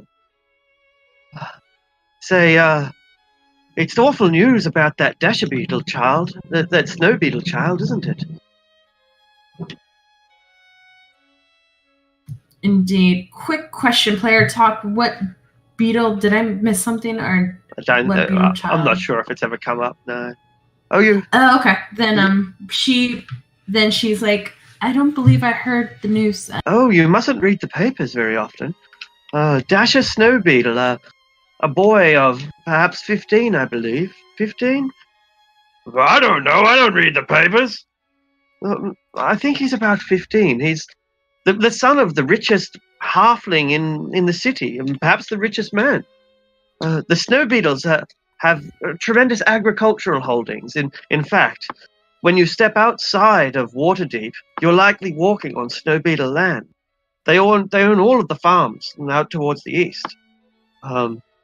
Anyway, Dasher is I don't think he ever quite fit in among the landed nobility, and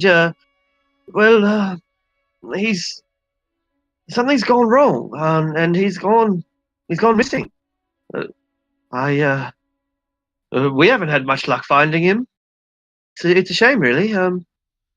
The Snow Beetles are important people. Indeed, missing. I'll have to look into that.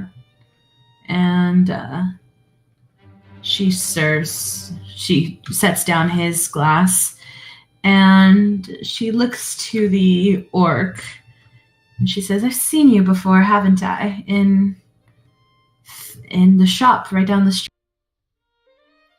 He smiles. I never forget a face.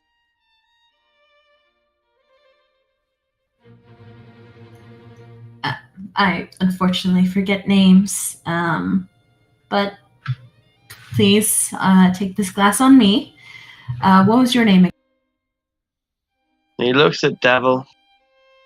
Siraj doesn't talk much, but if you need a subcontractor, then if you need a job done, Siraj is for hire. He is one of our special operatives. Do you need a job done? No, generally we take care of jobs of ourselves, but that's in case we do need help. We do get ourselves in high waters from time to time. We'll keep this in mind. Since you mentioned jobs, however, I have one of my own if you are interested, if you have an ear. There are some places that my associates and I are not really welcome. You might be surprised to learn. Very surprised, she says, as she winks at Agra. I like this one.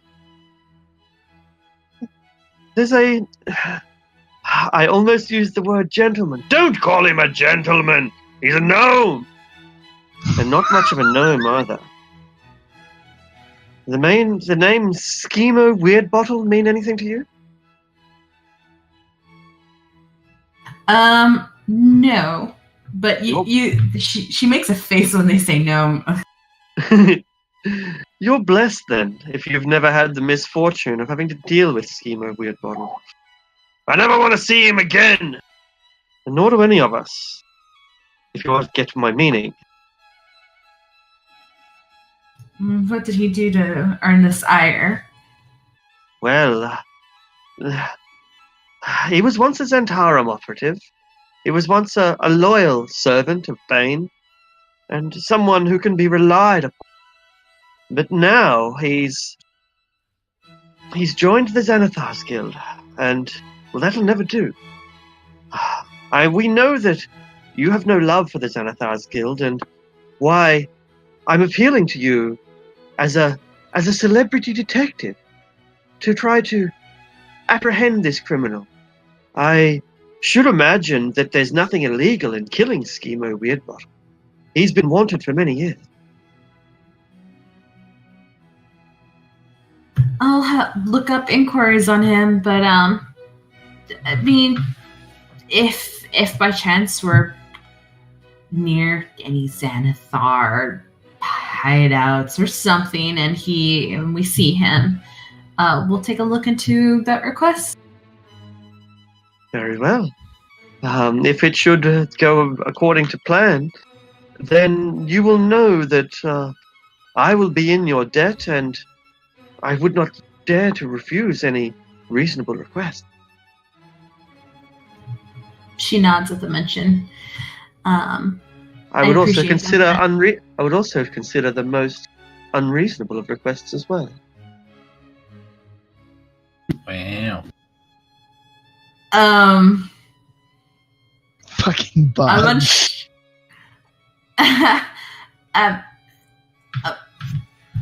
Amarth's a little tongue-tied. But she nods again. I don't know. She's really confused right now. So she nods and she says, "Well, enjoy your drink, please, and make yourselves comfortable here, and let us know if you need anything." And walks off, really confused. I Could like be this taken many place. ways. Maybe we should drink here instead of the yawning portal. But then Yagra wouldn't have anything to punch. Good point. It would get too boring a little bit too quickly. Amara, what did they want? You spoke to them for a long time. I'll tell you all later. There's some interesting info, and I think Sanji might be interested in hearing this one as well. But I don't think they'll give us a problem right now. They gave us a job, or they offered a job, essentially. Apparently, we're just like the middleman. God, what do you call it? We're the job runners. The Patsies? There you go, Severum.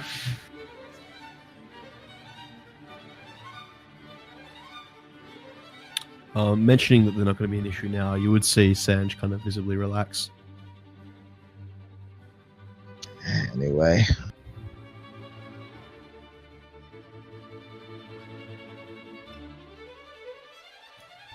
Perhaps we should head upstairs and further discuss things. Z should have this, and Grow should have this further under control for now. Yeah, Yes, I think. please show me more of your establishment. I forgot to ask again once you'd finished correcting all of the glyphs and whatnot upstairs.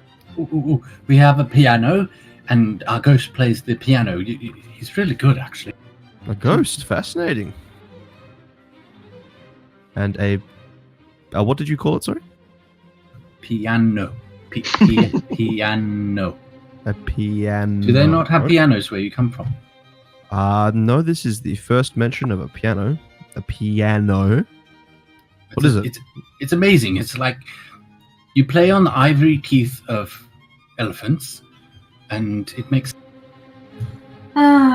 It's an instrument. Sound. Okay, I see. Okay, interesting. Well, yes, show me by all means. Yeah, it's actually quite fascinating. It's like a mixture of a percussion instrument and a string. You'll see. Right, yes, lead on. You'd see he's kind of like visibly excited.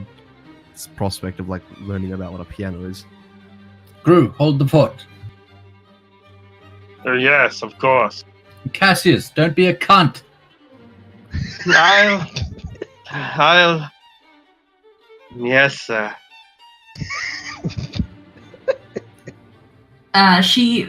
Before they leave, Amara gives 2 silvers to Guro, and she nods. That's for the guards later, once they're off shift. They've already been paid. It's for a drink when they're off shift. God, you guys just never make friends in your life. No drinking on the job. That's why I said at the end of their shift, let's go upstairs. Well, you've got a good point. We should go and remind the dwarf no drinking on the job. Yeah, that seemed like a big, deal breaker for him at one point. Oh, well, let's head upstairs. We need to discuss what our plan is with this day in. I'm gonna see if I can find the journal entry because that was how many weeks ago? 5 weeks ago. A plan didn't get put in the journal. All we've got to do is the Thane wizard has been getting close with the Zentarum, and we've got to put an end to that Yeah, by making one side upset at the other or something of the sort. Yeah. While you guys think on that, Vitch, this is right here. Here, I'm gonna ping it.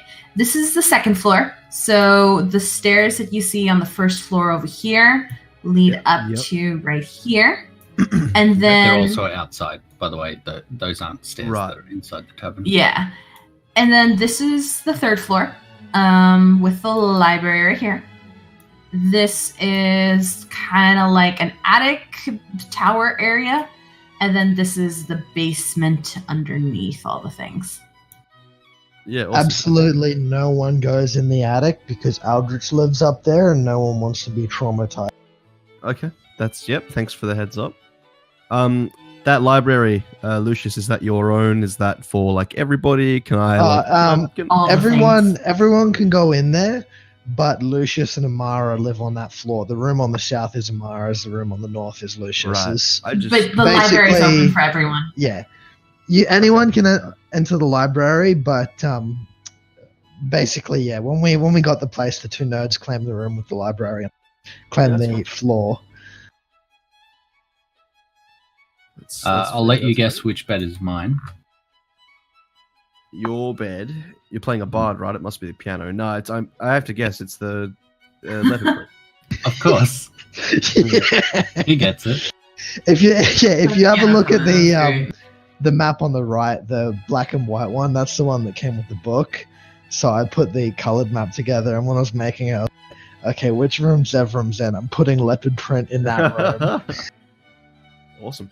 And your room would be the one right next to mine then, which is it's a little cozy, I guess. The green There's nothing quilt, special nice. to it. Yeah. There's a balcony. It has a balcony. Yeah, sweet. It's the only room with a balcony, so there's that. Nice. Well, this all looks fantastic. And then, the room with tower access is Lucius's room on the 3rd floor. Lucius claimed dibs on the mini wizard tower. Sweet. And then Amara essentially has the master room. She has her own private bath. That's all she cares about. Okay. Private bathtub. Actually, speaking of baths or bathtubs, any other sort of bathtubs around? Any other washrooms, things like that? Or is there a bathhouse in town, maybe? You could. Amara would let you use hers. She'll just lock the door because there's like a. You can use either one. There's 4 privies. This is the actual design of the house, by the way. It's not something we set up ourselves, but there's 4 privies. There's 2 there on either side of the library, and then there's a private one attached to Lucius and Amara's room. But the one just in Amara's case you room, run upstairs and you can't decide whether you're going to make it to this privy or that one. Yeah. Right. You have that decision of both ways work. It's just whether you can get there. Right. Yeah, it's more just for the baths, just because it's I like to I guess You're a replenish fish my person. my dehydrated skin. Yeah, you know, it's hot. So should it come to it, I might need to take a dip. But I can deal with that later. That's fine. There are bathhouses though. Yeah. Too, as well. That is all good. Perfect. Well, yeah, like I said, the place looks good. Love the quilt cover. Won't go in the attic. All right, all good. All right. So now a plan for the Red Wizard. You said you had one, so I have a very basic idea that we can shadow the wizard, right? We can try and follow him, see what his the same way we did for that recruiter. Do you remember with the temple? you mean the hit job that got utterly botched? It worked out all right in the end, sort of. Let's all hide. Then Hrafnar Yeah. stands up and he's like, "Oh, look, it's an ambush. We're all waiting here for you." We just need to, because we don't know which Zentarum he's a part of, right? So we need to maybe follow him for a bit just to see what he gets up to, who he speaks to. And if I see whoever he speaks to at any given time, I can disguise myself as them. And because I have the active feat, as long as I am close enough to listen to them, I can imitate their voice. I mean to ask DM, is Yeah. would I know of this particular wizard? And Schemo? Is that who The Than. Oh, the Thayan Wizard, right. and would I know like who he pledges his allegiance to, whether it be the rogue faction or the actual Zentarum? Yeah, cool. Give me a moment to have a look at that. You would know something about this guy, but I'm actually not even sure of Okay, his, sure. No his dramas. details at this stage myself.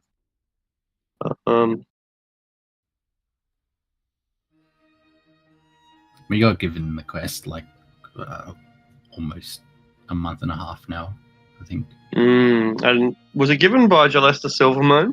Yeah. I believe so. Yeah.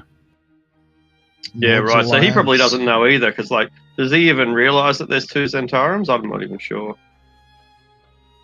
I don't know. Maybe if he's in contact with Aerol, who knows? Yeah. That's up to you, I guess. Yeah, exactly. And I'll have a quick look around to make sure. But That's all right. We've been going for 2.5 hours. Do you want to just have a quick break? And I just did actually. So Alpha, can we take a quick break? Yeah, absolutely. Yeah, absolutely. When you were talking, I thought I'd get away, but yeah, go ahead. Cool. Yeah. Yeah, I'll I'll be right back.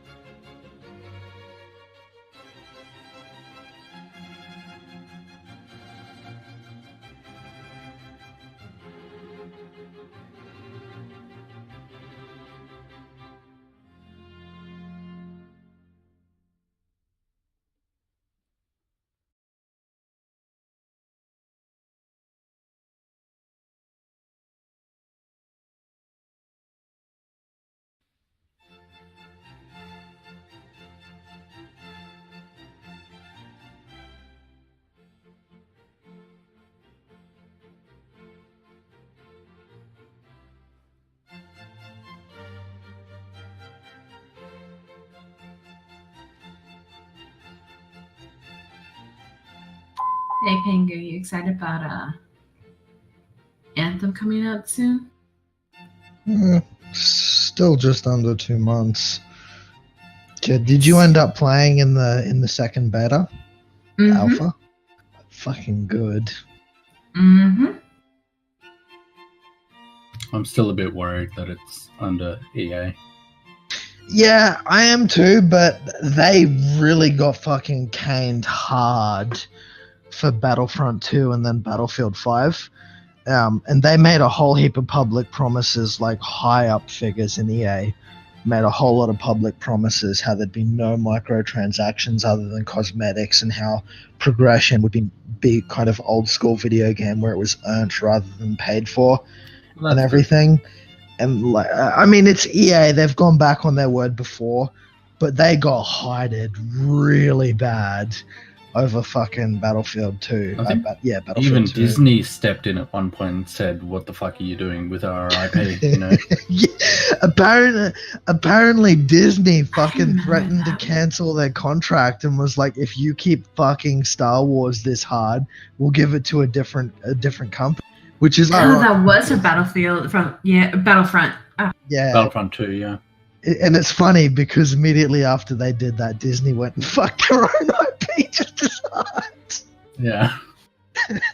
don't fuck up our IP. We're doing a good enough job of it our own.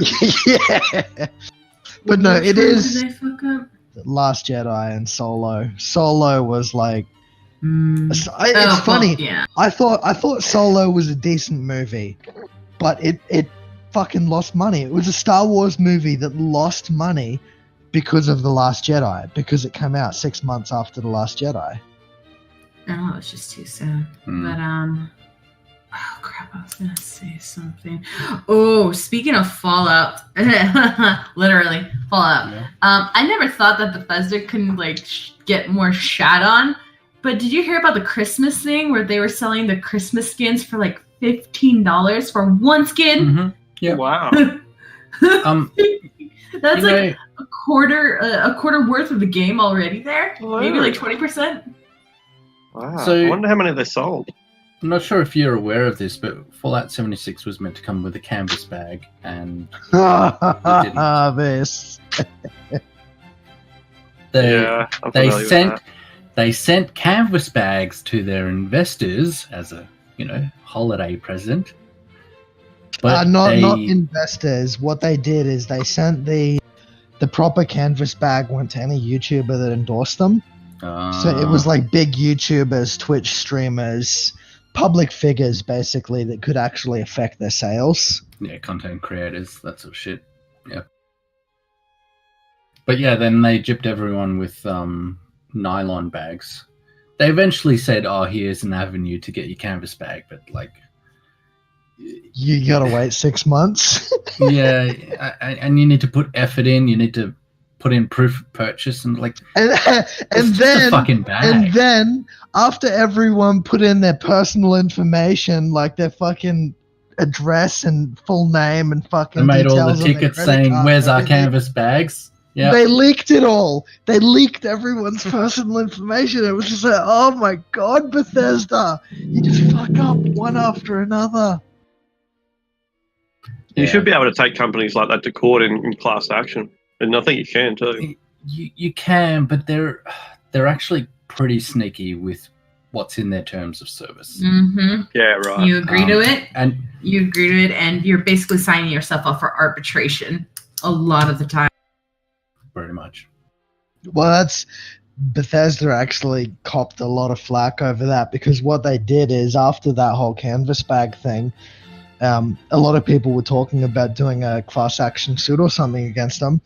So what they did is they emailed everyone that had bought the thing and had been screwed over a code and a thing saying this is like reparation and everything. Yeah. And everyone was like, oh, yeah, okay. Oh, And that was so funny. it was only $5 of digital currency. No, when, as Sash said, their costumes cost like 15, No. including the in-game canvas bag. Yeah, You couldn't there's an even get- there's an in-game postal canvas bag, and you couldn't even buy it with Yeah. the in-game currency they gave you for reparation. Oh wow, you couldn't get like a digital. Canvas Yeah. bag. Yeah. Yeah. That's fucking hilarious. But Fucking hell, that's wow. the reason people got cranky Arrogance. is because My the God. way they they wrote the small print on the email that was Wow. like had the code for the $5 worth of this digital currency was that as soon as you put the code in for the $5 of currency, you're waiving your right Yeah. to sue them for having the bag. Yeah. Yeah, it's all very underhanded. A lot of companies nowadays, I think Black Ops did it, Activision did it this most recently, the game that comes to mind, but they release the game without microtransactions, and then they have the review cycle, and then a month or two after the game's released, all the reviews are out, everyone's purchased the game that is going to purchase the game as a knee-jerk reaction or because it's just released, right? And then they add the microtransactions. Yeah. But that's Activision. No one's surprised by them anymore. Yeah, it's all very underhanded. I kind of, I hate to say this, but I hope that Activision and Bethesda and EA sort of crash and burn. Oh yeah. So it, Fucking yeah, oath so on it. it wakes other companies up to what they're doing, right? Yeah, it's good. Like giants should always be brought down. Like it's always a good thing when AAAs are brought low, and the next the next crop of entrepreneurs and designers and everyone else get a chance to get their work out there. Mhm. So as long as you've got your Disneys and your EAs and your Bethesdas crowding out the market, like things have never been the way they are. I'm not just games, but supermarkets and everything. Everything is so much concentrated in the hand of these mega corporations. It's so good to see them brought low to let one of the rising stars get a little bit of sunlight. I think Anthem is going to be an interesting kind of look at what comes next because EA really did get shit on their stock prices 50%. plummeted. It dropped by Yeah. 50% Fucking in 6 months. yeah, EA 50%. Wow. got fucking Wow. hammered because they fucked up a Star Wars game. Like Star Wars games have almost consistently, even the ones that you can arguably say are no good, are still fun. They're still Star Wars games. There's never been the Battlefront's controversy. fun. The Battlefront was great. It was a great game. Oh yeah, that's it's what I just mean. Shitty what they've done with it. Oh, Yeah. I don't know. I haven't seen the new one. I mean, like the old Battlefront. Yeah, that's Fucking that's great. what I mean. The great old game. Battlefront is a fucking iconic game. That was one of my favorite games when I was younger. It was And really then good. EA comes out and fucks it up, and everyone You was know- so pissed at him. Though, but that's the same with all Star Wars games, though, because then you look at KOTOR, you look at SWOT, you look at Knights of the Old Republic, Knights of the Old Republic 2, even Sure. the Jedi Knight RPGs, those are fun too. And then it's just like, Yeah, not like nothing. oh my Jedi Academy back in the day. Oh my god, I've still got them games on Steam, and I still play them from time to time, despite the fact some of them games are older than I am. It's just like, oh my god. Some of the old Some Star of Wars them don't games are age well, great. though. Yeah, but some of them are still a whole lot of fun. I'd like to be particularly- able to play Knights of the Old Republic, but I can't. It's It's too old. yeah, it's Yeah. too old. There are actually mods that tidy it up and bring it up to Yeah, more okay. modern standards, which make it really good. Yeah. Yeah, anyway, Thinking about it. EA fucked up a Star Wars game, and then everyone's like, what the fuck, EA? And then EA's stock price just went fucking down. They apologized. It kept going down. They're like, oh no, please trust us again. We won't do it anymore. It kept going down. Like everyone was just like, nah, we've heard this from you too many times. And so now they've made a whole heap of solid promises for Anthem. And I'm going to give it to them. The gameplay in the alpha was really fun. Anthem does look like it's going to be a whole lot of fun. And if they follow their promises, it's kind of... I don't want to say EA's redemption, but I don't think they'll be the worst company anymore. Well, that is a big title for them to try and drop. But yeah, we'll see how it goes. Anyway, let's get back to the game. Hey. Yep. So. You've now got a very much bustling a little tavern, right? And there's a lot of people down there. You've shown your new patron around, your new guest around.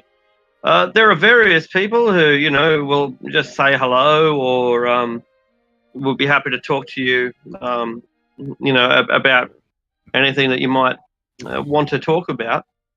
But that's up to you. So you can see who's here. They're There's all a few happy. people here that I don't want here. Well, that's unfortunate. Sorry, go ahead. But yeah, so that's basically it. And they're happy to enjoy themselves, or unless you wish to converse with them and say hello. What do you think, guys? I think we need to plan for tomorrow, but is there anyone down there that someone wants to speak to? No, I think at this point I would be quite happy to start planning towards what comes next. Although Amara might want to go and at least acknowledge Renair before he stabs himself or something. Jesus, I was gonna go say hello either way.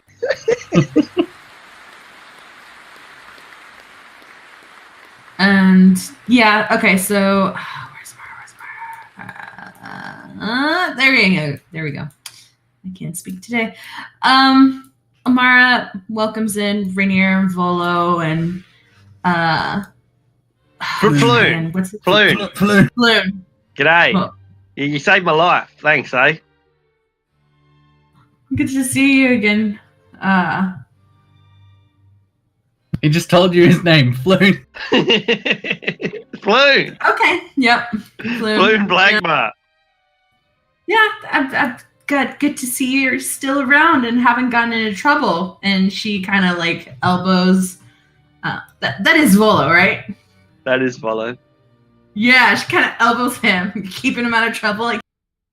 Yes, he owes a bit of money to Easter the Horn, but apart from that, he is keeping out of trouble. Yeah, thanks, Volo. Thanks, mate. Hello, Amara. You look dashing today. It's the summer is really your season. I think every season would suit you in its own way. Mara smiles and she says, "Hello, Rainier. I don't know, it's a little hot. I didn't know Waterdeep would get this hot, being down by the sea."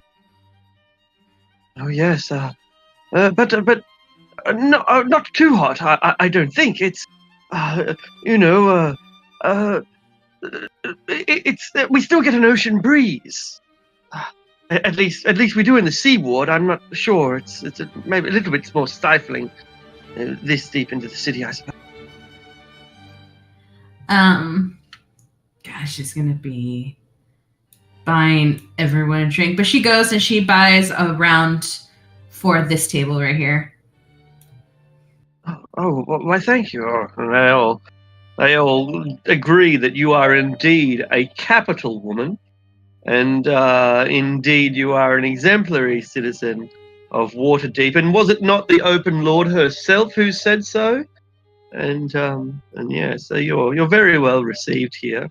But at the same time, they're all kind of looking at Renea, kind of judging him a little bit, egging him on, judging him, but also not saying, "Oh, Amara, do you mind if we have a private moment? Ooh. Christ. She clears and whips it. Ooh. It's probably Floon. He was. Uh, of course. There's a quiet place upstairs. By the way, before we head off, she looks to the group. Things are kind of quieting down for us. If any of you need any help or any assistance, please feel free to drop by and let us know, or even just drop by to say hi. Our tavern is always open to all of you, Except for Volo. all of you.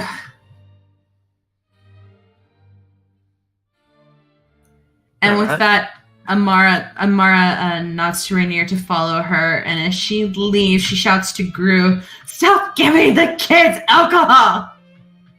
Because they're still here.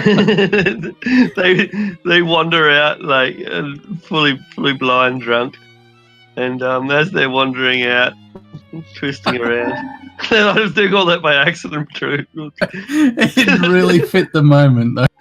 I don't even know how I'm doing it. But as they go out, the police come in. Oh fuck! And they kind of take a seat and order a drink. Yeah, he's drunk too. Fuck. Amara gets them around as well because they're police, and she's like the magister and detective inspector. I'm like down like 20 gold in drinks, but it's not too bad. It's going crazy. Everyone's like moving around. I don't know what's going on. All right. I guess you guys kind of see me come up with Rainier. Didn't she jump into a barrel and disappear? She did.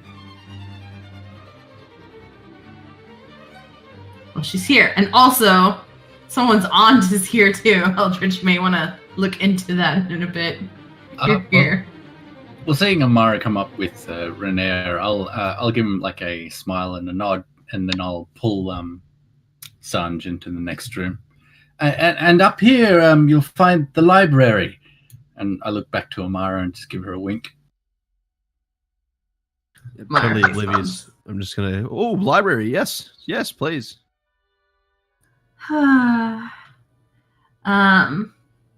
there's a fireplace right here, and How are you doing, Rainier? She walks over to a seat and takes a seat and offers him a seat as well. Oh, I'm quite yes, quite good actually.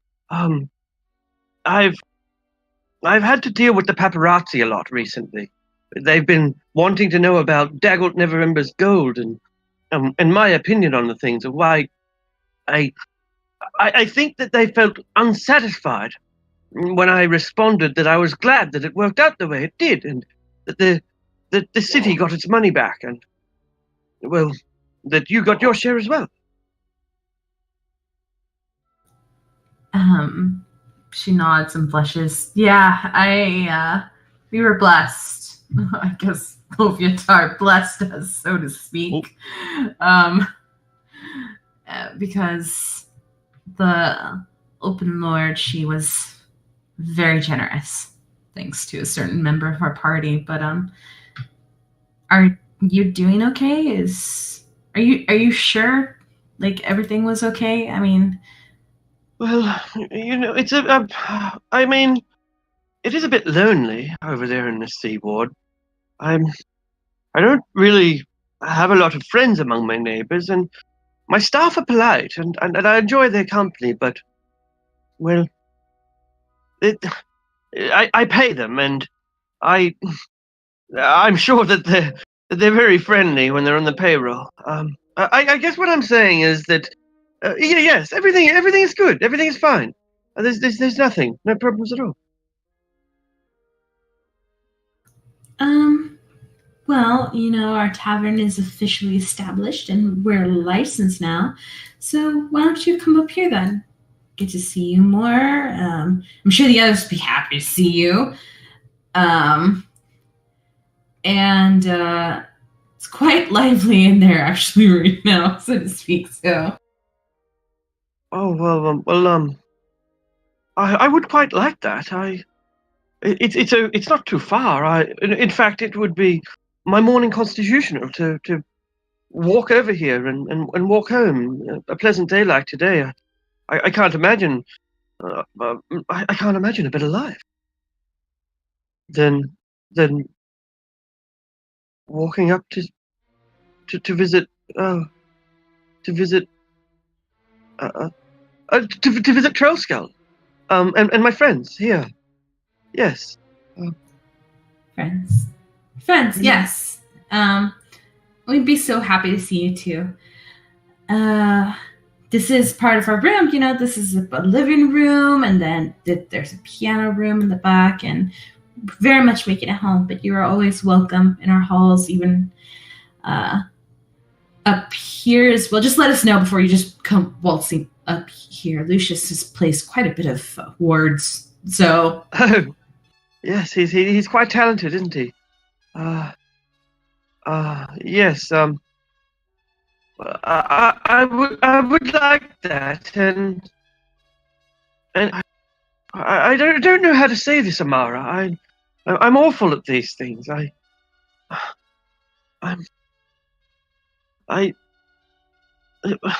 You looked so. You looked like an angel that day, up on the stage with the hidden lords. You looked like you fit up there. You looked like a goddess among the pantheon of Waterdeep. Yes. Oh,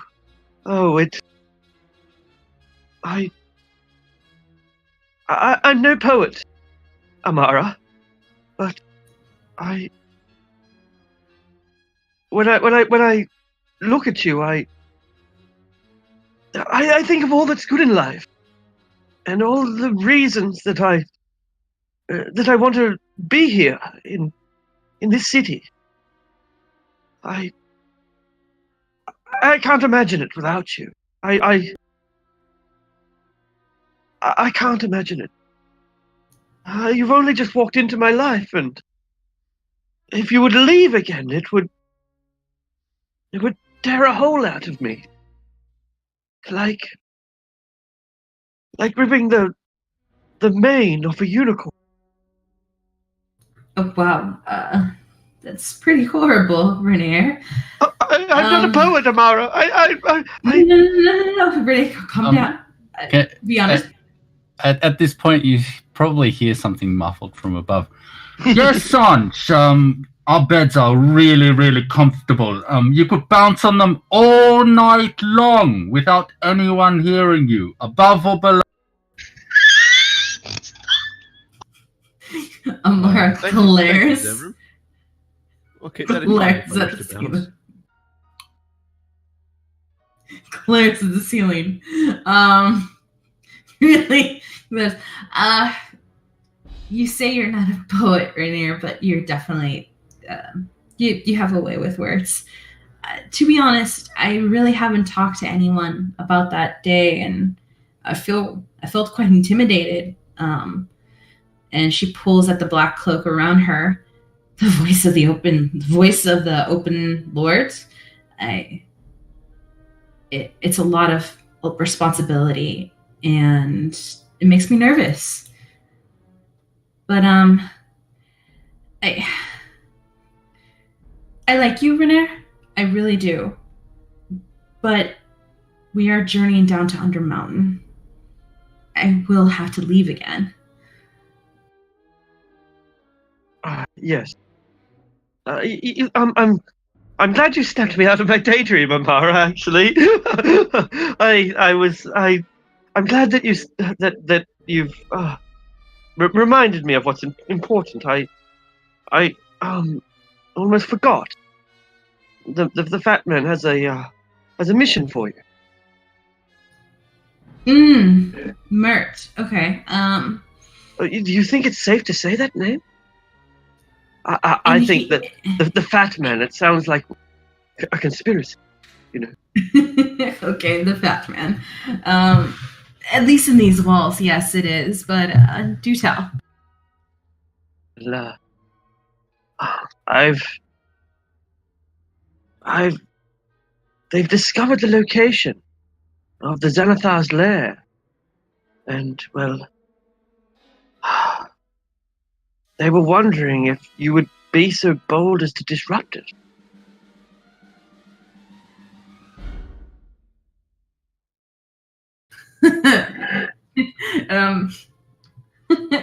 Amara just really laughs like that, just because of the irony. You're not the first person to ask about this.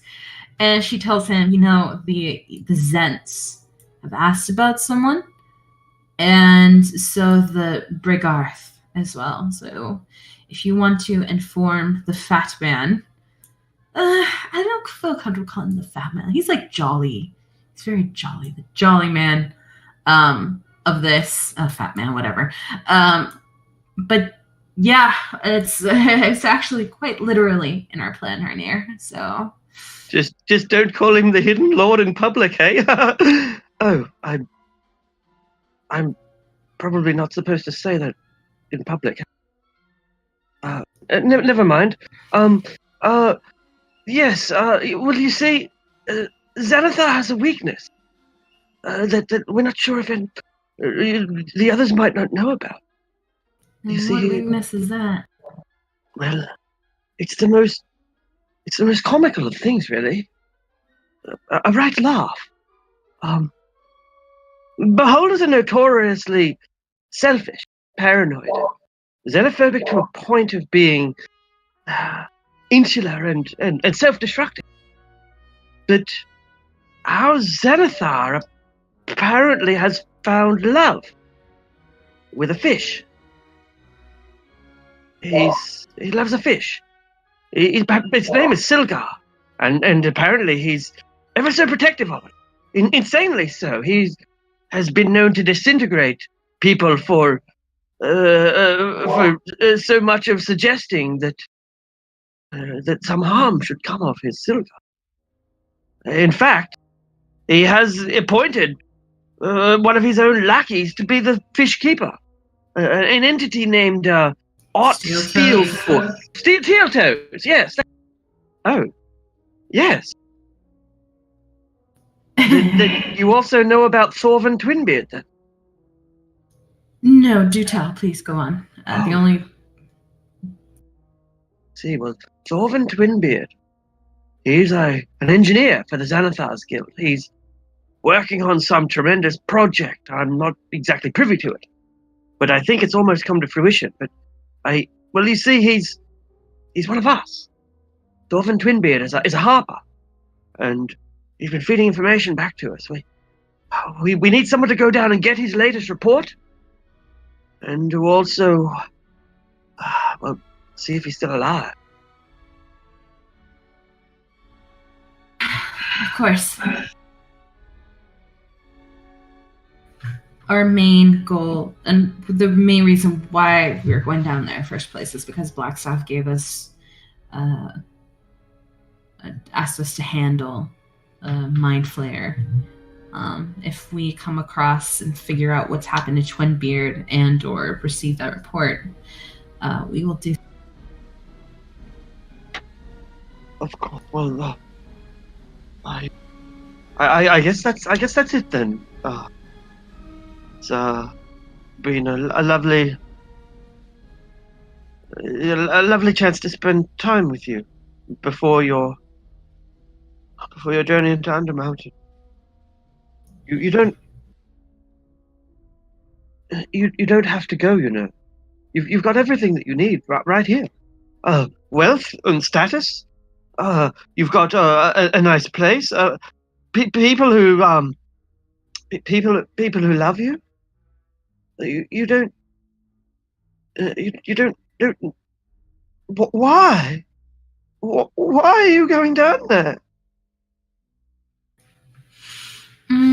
Amara's quiet as she listens to him, looks in the fire, pondering.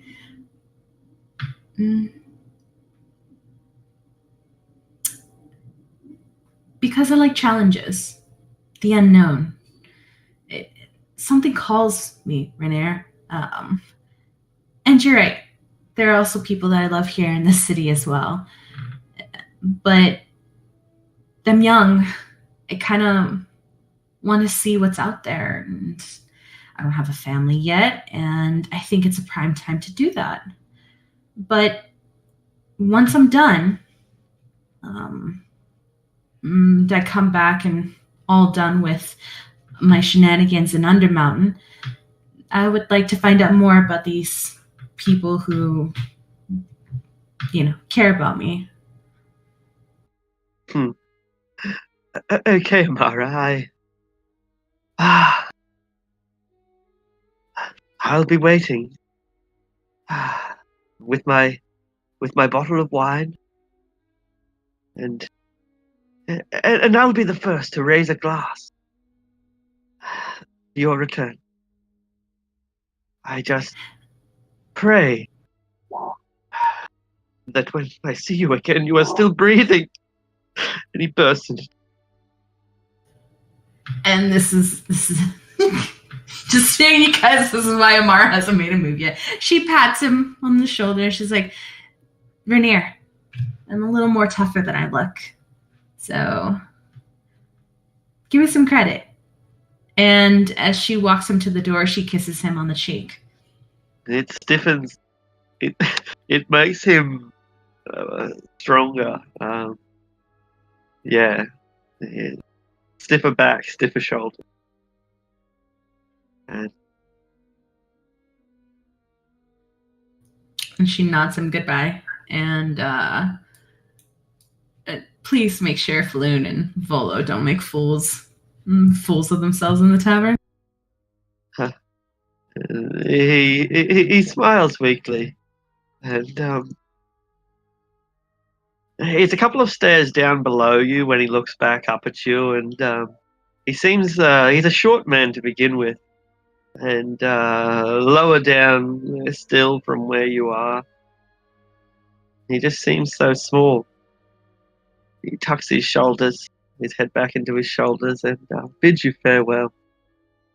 And he gathers up his friends, and they finish their drinks.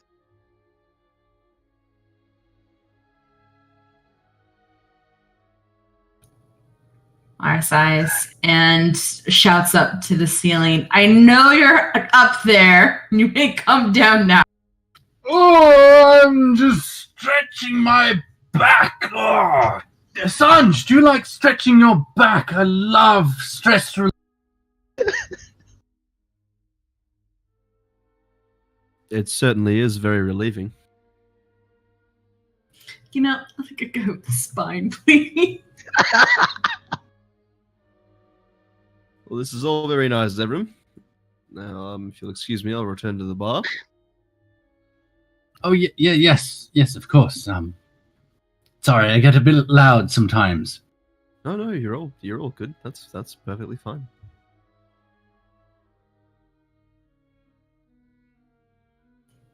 Enjoy a tour, Sanj? It was very nice. Your friend, he's a comical one. I'll give him that. Well said. And she stomps up the stairs and smacks Zephyr. Oh, what's that for? Mm-hmm. She just does these two fingers to her eyes and just does this. Although she really didn't see him, but she heard him, so it makes no sense. But she just smacks him. Did you and Renee have a nice chat? Did you get a load off your chest? Really? He began crying, if that's what you mean. Oh, wow. You didn't have to be that rough. I didn't even say anything. I mean, I know you're a strong woman, Amara, but learn some restraint. She just she shows her arms and she has 8 strength, negative strength, but whatever. I need to talk to you too. It looks like the Harpers are looking for a contact in. Guess. A contact in what? In the Xanathar's hideaway. You mean they're after Nal as well? They're not after him, but they have a contact that they haven't heard of. So basically, they asked us to see the condition of said contact. His name is Dwarven Twinbeard. And if he's still alive, yeah. And if he's still alive to receive, his missive. Let's bring it back. So, like, everything is pointing us to fucking Xanathar again. Did you know that Xanathar is, like, obsessed with some fucking fish? A fish. And she says this as she walks into the library where Lucius, are you there? Yeah. Yeah. Well, I know that steel-toes dwarf fellow, he had, like, a job looking after the fish. And... yes, I mean, he seems obsessed with it somehow or some other. Now that you mention it, the same time JB left his charge with us, he left that fish with us. The fish is from AV. Oh, is it from AV? I thought it was from JB. Okay, never mind. Yeah, no, God. Oh, Charlie would have fucked us over so bad. Oh, we would have been dead if we had some. Right, well, what do you propose we do? Do we... I suppose we're all heading there anyway, but... Make a list of all the things we need to fucking do in that thing and continue. Should we be dealing with this perhaps before the Thayan? So much is coming up. It kind of seems... You know, that now that you say it, it does seem like this is maybe perhaps taking precedence over the Thayan. How much trouble can one Thayan and his gang be, right? I feel like the Xanathars is clearly the issue here in the city. And I would agree with you. I'm gonna try the way. So you guys decide. I'm gonna go in my room and kind of tuck her down for the night. I've had to deal with a lot of a crying man and paying for a lot of people's drinks. So I take my leave. All right. Well, what do you think, Lucius? I think we need Sanj, what is the extent of your transmutation? What kind of materials can you... Well, it's a limited bundle, but I mean, I can, if given the time, I can transform a cubic foot of material. As provided the material is wood, stone, iron, copper, or silver, I can change it from one of those to another of those. What about a gem? A gate is a type of stone, isn't it? It's not a gem. It's like a like a shale or something. Is that no? I think it's a type of quartz, isn't it? A type of stone. Arctic. I think a gates are still I can't touch it. Gems in some respect. I'm gonna Google it. It's a cryptocrystalline silica. There you go. Whatever that means. Microgranular quartz. There you go. What about a tiger's eye agate in particular? Nice. I'm gonna post one. And we needed one which was like a dodecahedron shape or something with a hole in the middle. Yeah, the shape is irrelevant. Just provided I can change it from one to the other. I need the original, I think. I don't know if I could replicate an object from the material. Well, from what we understand, it's just a simple portal key. As long as the material is the same, it should work, right? I'm not sure Yeah, how if, portals. if you need it to be a specific material, then you can fashion me. Like if it is a stone key, for example, you could fashion me a wooden equivalent, an exact make and model, and I could then convert it to the stone you require. No, a tiger's eye gate. I've googled it as well, and I'm looking at the specifics of the transmuter class. It's kind of it's close, but I think it sits on the border of probably can't do it because it's closer to gem than it is stone. Yeah, they count as gems in D&D. Yeah, cool. Yeah, in that case, then no, I'm not able to produce the material that you're after.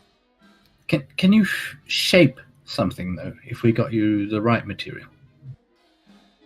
It would depend on the material. If it's a material that I've just mentioned, then I suppose I could shape it. I was assuming that I can change whatever it is its form. Yeah, I think you should be able to. There's no specific rules for it. We'll say you can. Yeah, in that case, then yes, I could. If you were to There fetch me something like actually is a spell for that called Stone Shape.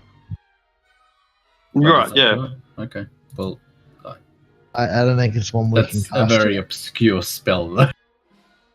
I used to use it all the time on Morn. It's not Yeah, to obscure. hide. And it works on gems, does it? I don't know. I So mean, that's really the question here: is whether the ability to shape stone also works on gems. And we'll say I think it should, just for the sake of it. I'll say yes, it does. well, the thing is that gems are a type of stone, basically. Yeah, like biologically, I mean geologically, they are. Like in the game, I don't know if they are, but Well, the geologically. I think they are because in the transmuter thing it says they can shape stone, but not being a separate thing, included in stone, it has brackets excluding gems. Yeah, stone, but not a gemstone. Yeah, right. So there you go. So stone is so gems in D&D are stone, and yeah, they're a type But of that's stone. beside the point because stone shape's a 4th level spell that we can't cast. Look, I won't seem to understand what you're talking about here with transmutation and shaping and all of that, but what about enlisting the help of the Temple of Wonders? They could certainly craft something that suits our needs. Probably be easier to just find a jeweler. Or a Plenty jeweler, of them throughout yes. the city. Well, I think that should be our first step, because without the key, we're not getting into the hideout. Yeah. All right. So I think in the morning we'll go by a jeweler and see if they can rig up something like that for us. And once we've got it, maybe we should go and check out that old hideout that we last encountered him in. Yes, we should make sure that the hideout is at least clear before we attempt to go through. But we also need a plan once we're inside. I don't think we have any idea of what we're expecting there, but I know that we expect to find that horrendous creature at the very least. You expect it to be violent, right? Very much so. It left us alone last time, but it ran away almost unconcerned with us. I think if we follow it into its lair, it will defend itself. Okay. Very well. Lucius, do you know any magic to protect one's mind? Not to that extent. Do you think we should perhaps ask the Blackstaff if she has anything available? The kind of magic you need for that, I highly doubt even the Blackstaff could just freely hand over scrolls of that. Well, we need something, otherwise we'll end up like Jay and Hrafna did the first time around.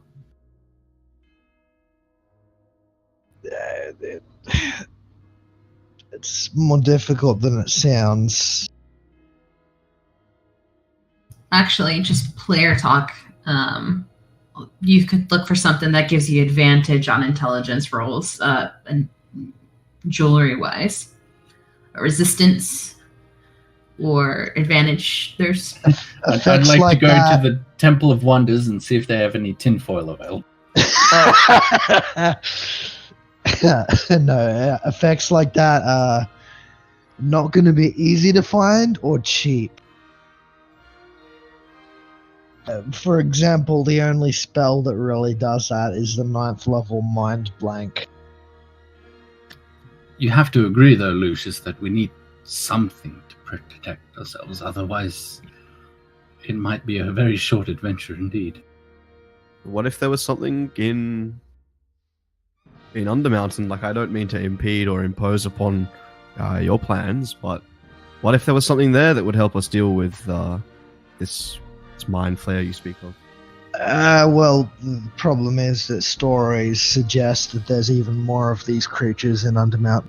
I see.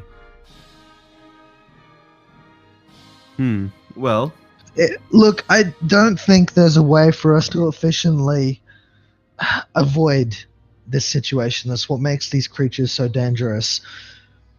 Ideally, we don't want it to have a chance to fight back.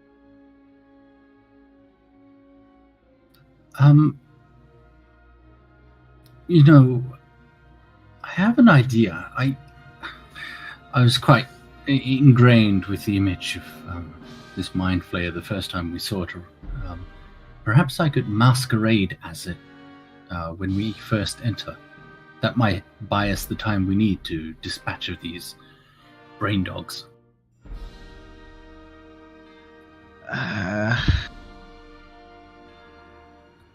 I'm not sure how effective that'll be against this type of psionic creature. I mean, it's worth a try, right? I think our best bet is to try and ambush this thing or try and surprise it, which would mean preferably going in quiet. Not to mention, if this is a Xanathar hideout, I'd really prefer not to encounter the Xanathar. Look, if it comes to that, then I will attempt to parley with Xanathar. Hopefully that'll give you enough time to get out. Filling me with confidence, Ever. I know I've erred in the past. I've made mistakes, but I understand the gravity of this situation. Believe me, I do. I won't do it again. I'm confident that I can at least buy you enough time, should we meet the Xanathar.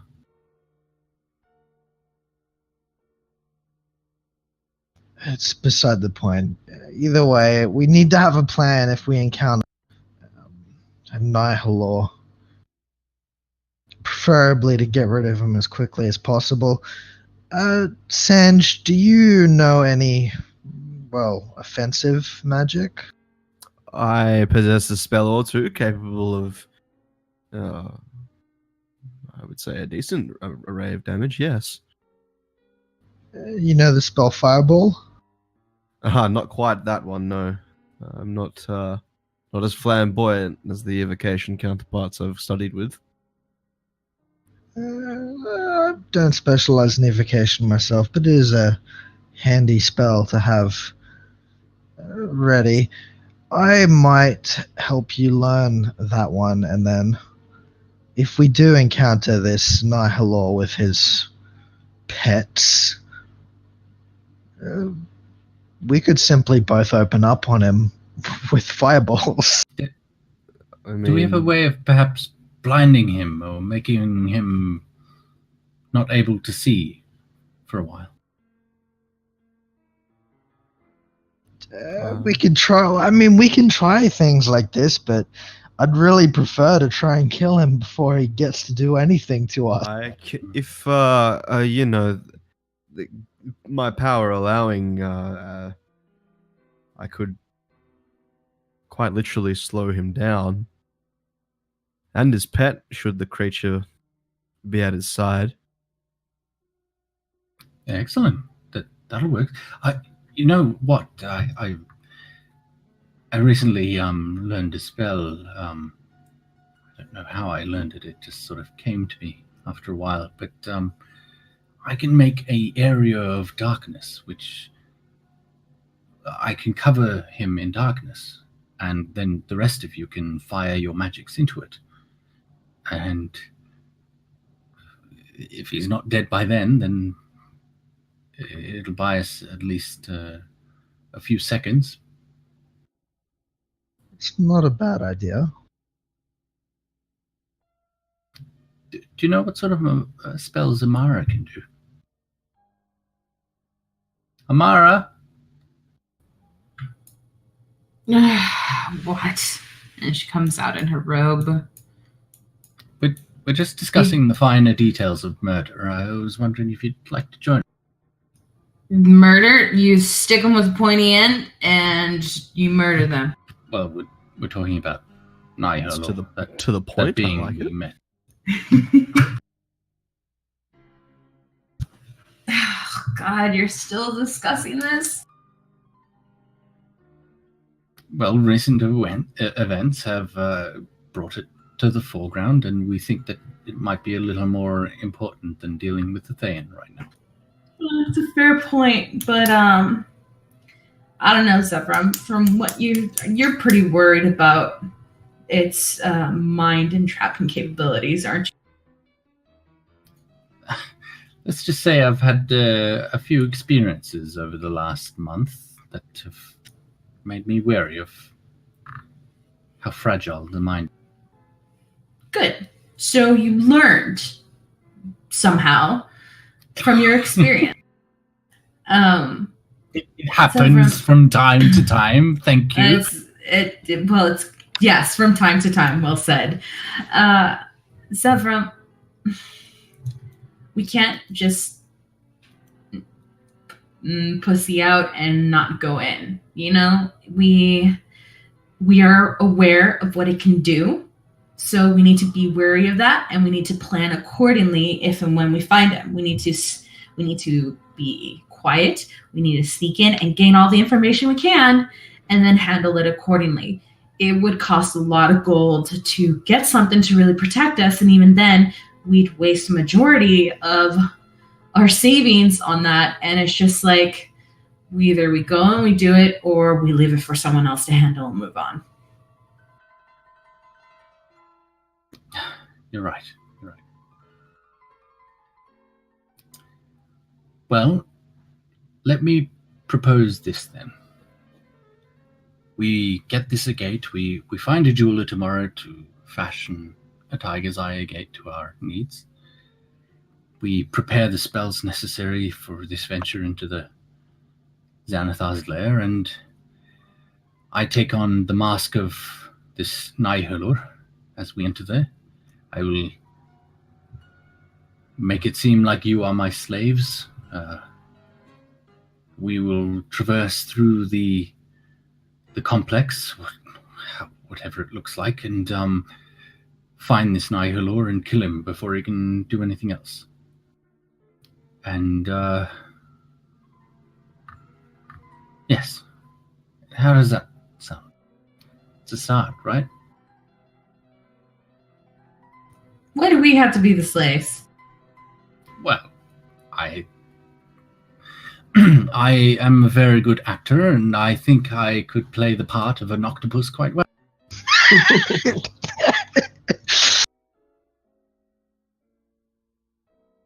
I've got a really bad feeling about this already.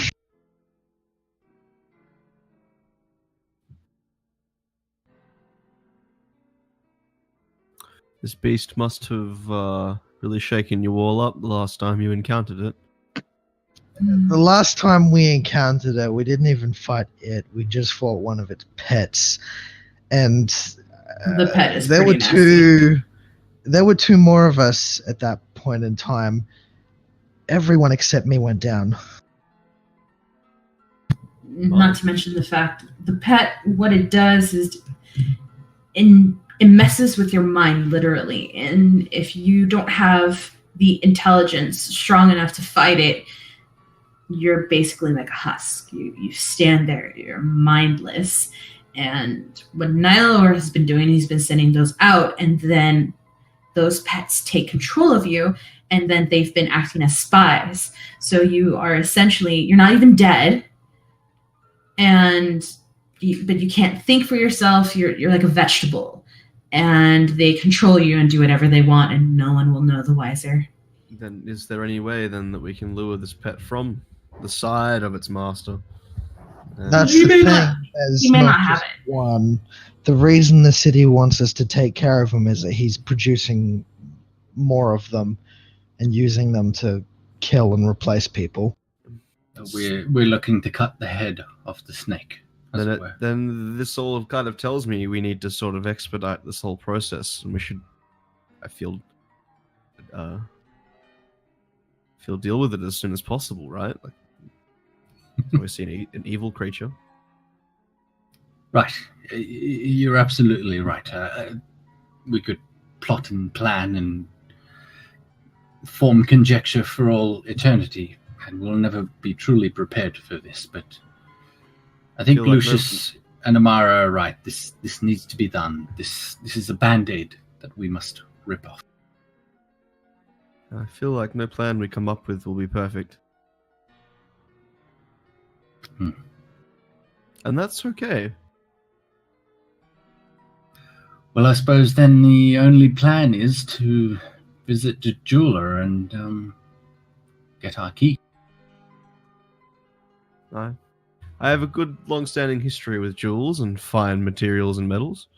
Hopefully, with any luck, I can make sure the jeweler's work is satisfactory, or at least will do what you require it.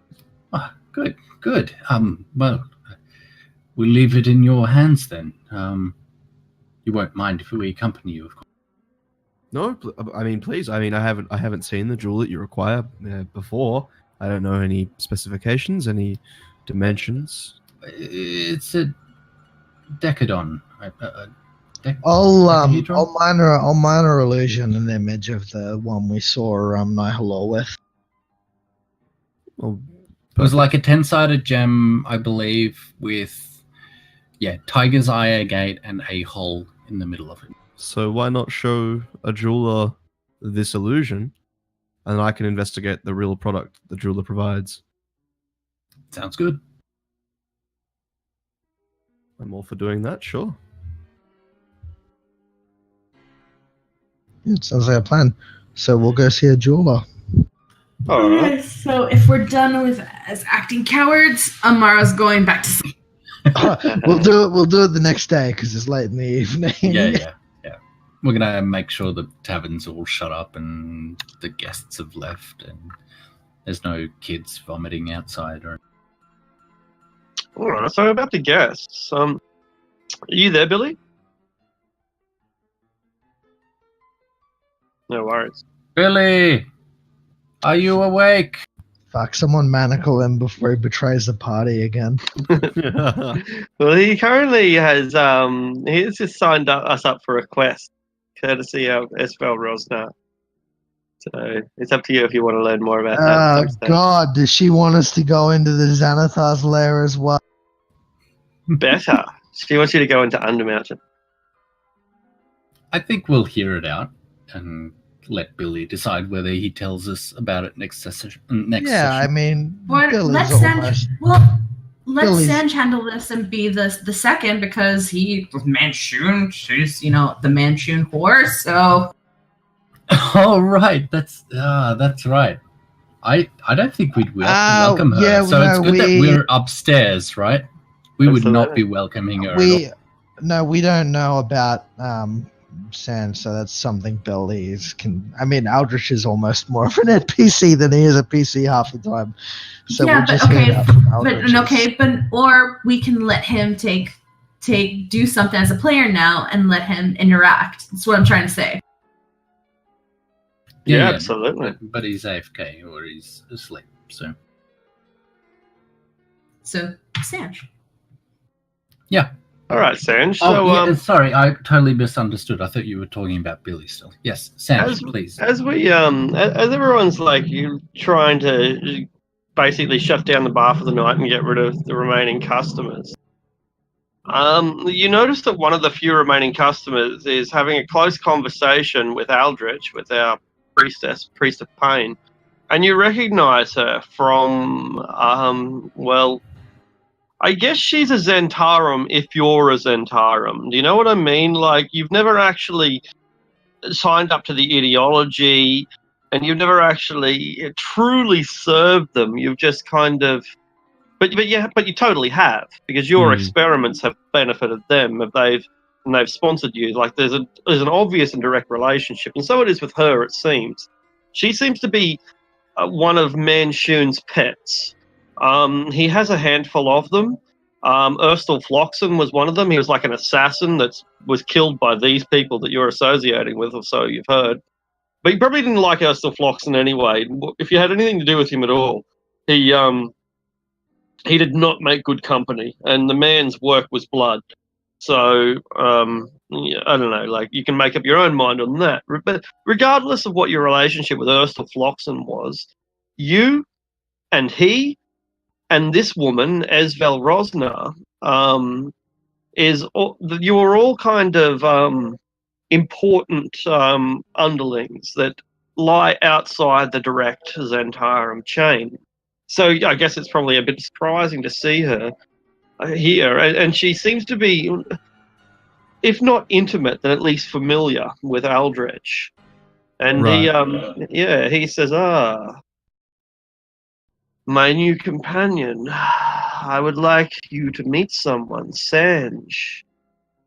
This is my auntie, Lady Esvel Rosner.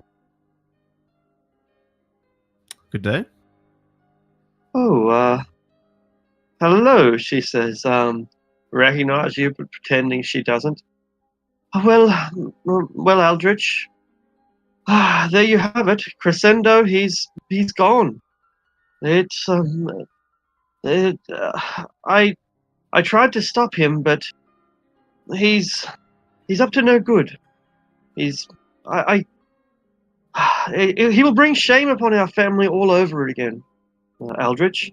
Even after we have just managed to climb out of the gutter, even if we have just dragged our reputation out of the mud, here he is working with the Xanathar's Guild as a slaver. I cannot have it. You must bring him back, even if it means that he is thrown in prison. Preferably that is not his fate. Certainly don't suggest to him that it would be. But we absolutely must bring Crescendo back. I will not have him tarnishing our good name.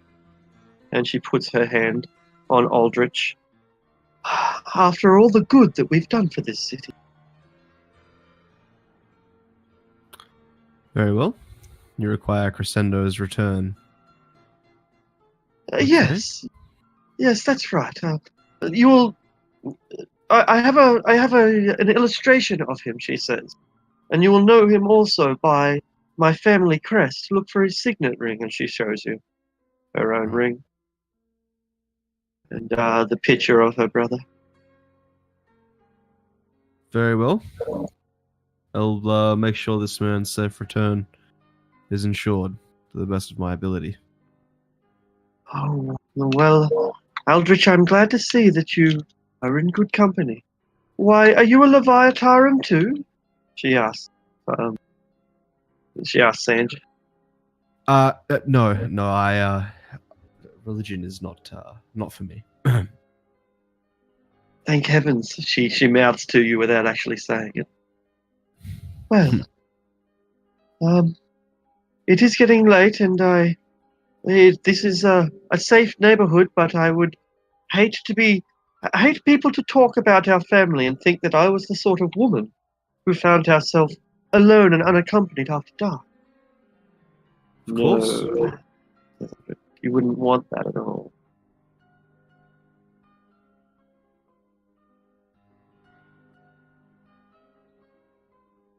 Well, thank you, she says, looking at Sanj as if she's not exactly sure what he is. But She lingers her eyes on Sanj, as if giving some sort of a private message, as if kind of what, like she's asking with her eyes, "What are you doing here?" But with you not able to respond, or at least not verbally. I guess she waits for she waits for a response. Does she get one? She doesn't say anything, just looks at you. No, I'll kind of hold her gaze for a moment and then kind of smile and nod her like a good day. She curtsies slightly and disappears into the night.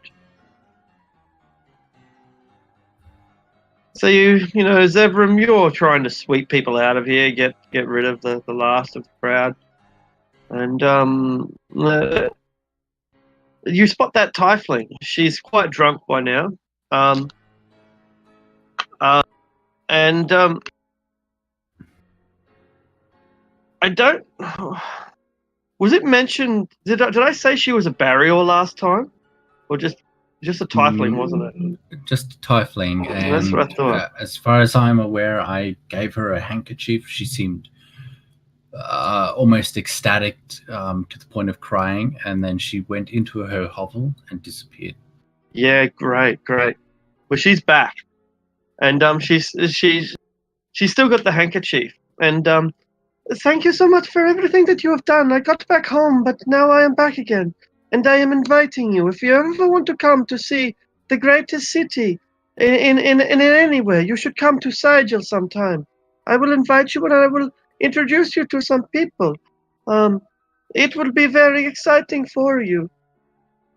I didn't know where you went last time I saw you. I thought you had disappeared through magical means. Indeed, that is what I did. I traveled through a magic gate to another world. It is called the City of Doors, and it lies at the center of the universes. No, the center of the multiverses. Sigil, the City of Doors, and that is my home. And here we have a door, right here in your city of Waterdeep that leads to Sigil, and you have found it. How many drinks did Gru give you? Only the first one was meant to be free. You don't believe me? It's not that I don't believe you. I just don't. Look, you seemed very happy the last time I saw you, and I'm glad I could help you. But what you're saying is it's outlandish. You understand my skepticism. Well, I don't know what to say. Look, I don't mean to offend you. This city of what did you call it? Sigil? City of Doors. You can find it by going down to the dock ward, and when you see my little box, you know the box, you take the handkerchief, but it has to be specific. It has to be the handkerchief stolen from nobility, and then you can use it.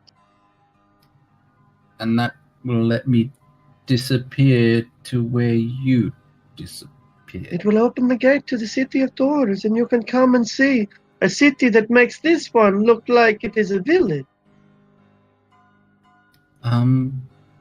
I never really caught your name. What was your name? She giggles. You don't know my name? I'm Shelley. That's right, Shelley.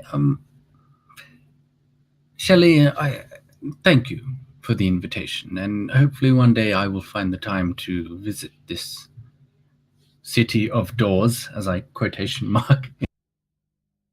And I'd love to visit sometime. Well, don't do it. We'll do it before you die, because when you die, you're all gone, and there's no coming back from that. They say that your soul will go to a place, but really, the afterlife is just a slavery. You become a servant to some god, and you can never leave. You are just a prisoner. And when they want you to fight in their war, you fight in the war. This is the only life worth living, and when it is gone, you are dead. You become full of maggots, and worms will eat your flesh. You will be forgotten by everyone and everything that ever cared about you. People will not talk about you anymore. You will not matter. It will be as if you never mattered in the first place, so you should live your life. Come to City of Doors. It's a good place for you to see. that is definitely a very good incentive for coming to your home plane. Well, thank you, Shelley. I'll remember you. I'll try to visit when I can, and I'm glad that you found your way back home. Well, and I like your home too. It's very nice. Praise Loki. Bye bye. Yes, praise Loki. Who the fuck's Loki? Oh my god. Are you trying to stop us from going into Underworld? I'm giving you option. I mean, it's fucking Sigil, so. Yeah, I'm very confused and perplexed by the whole situation, but I somewhat believe her. That is certainly something we'll follow up on later on. Right then, says the police officer. Well, it looks quiet enough. I think we can finally get a chance to talk about some important business. If you don't mind, Amara. Amara, are you there? Oh, sorry. I thought that was. I thought. Amara's upstairs sleeping, but I can get her for you if you like. No, don't disturb her. A good detective needs their rest. Look. You're a trustworthy sort of lad. And his sergeant gives him a look like, are you You know sure? what? I was just thinking the same thing. Yes, but come here. I've got a bit of secret information for you to share with detective when she wakes up from her her beauty test. It's like this. We thought it was you. If I'll be quite frank, we thought it was you, but you're not the type. You're not a skilled and hardened. No. You're more like a kind of a puppy dog or a kind of dancing monkey. No. I'll have you know I am very skilled in what I do. Oh. You have never seen me juggle my swords, thank you very much, and I would ask that you give me a second chance at giving you a first impression. No. It meant to be a compliment, sir. You see, we've had reports of an assassin in the area. There's been violence here in the castle or in the North Ward. You might not even notice because mostly the corpses are cleaned up before dawn. You see, but there's been a lot of bodies accruing in the streets, and I don't mean to alarm you, but it seems that the assassin has been traced to Trollskull. They've been slaying people with arrows, picking them off from the rooftops. Precision blows. That doesn't make any sense. The only one that uses a bow here in this party is Amara. And Amara, while she's a very good shot, I doubt very much she's an assassin. Zevram, we know someone else on this street who uses a bow. Who? Was here earlier. Oh. No. He seemed a little angry with Cassius, but, Cassius is a cunt. Who isn't angry at... Are you sure? You didn't hear this from us, but there's a half-orc I've seen around the apothecary that seems a bit blunt and carries around a rather vicious-looking bow.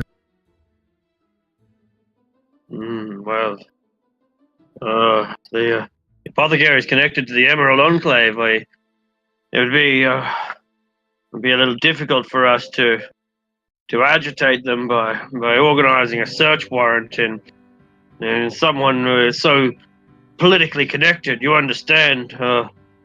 If you get the chance to apprehend this individual, preferably without violence, we don't want to escalate things if we can.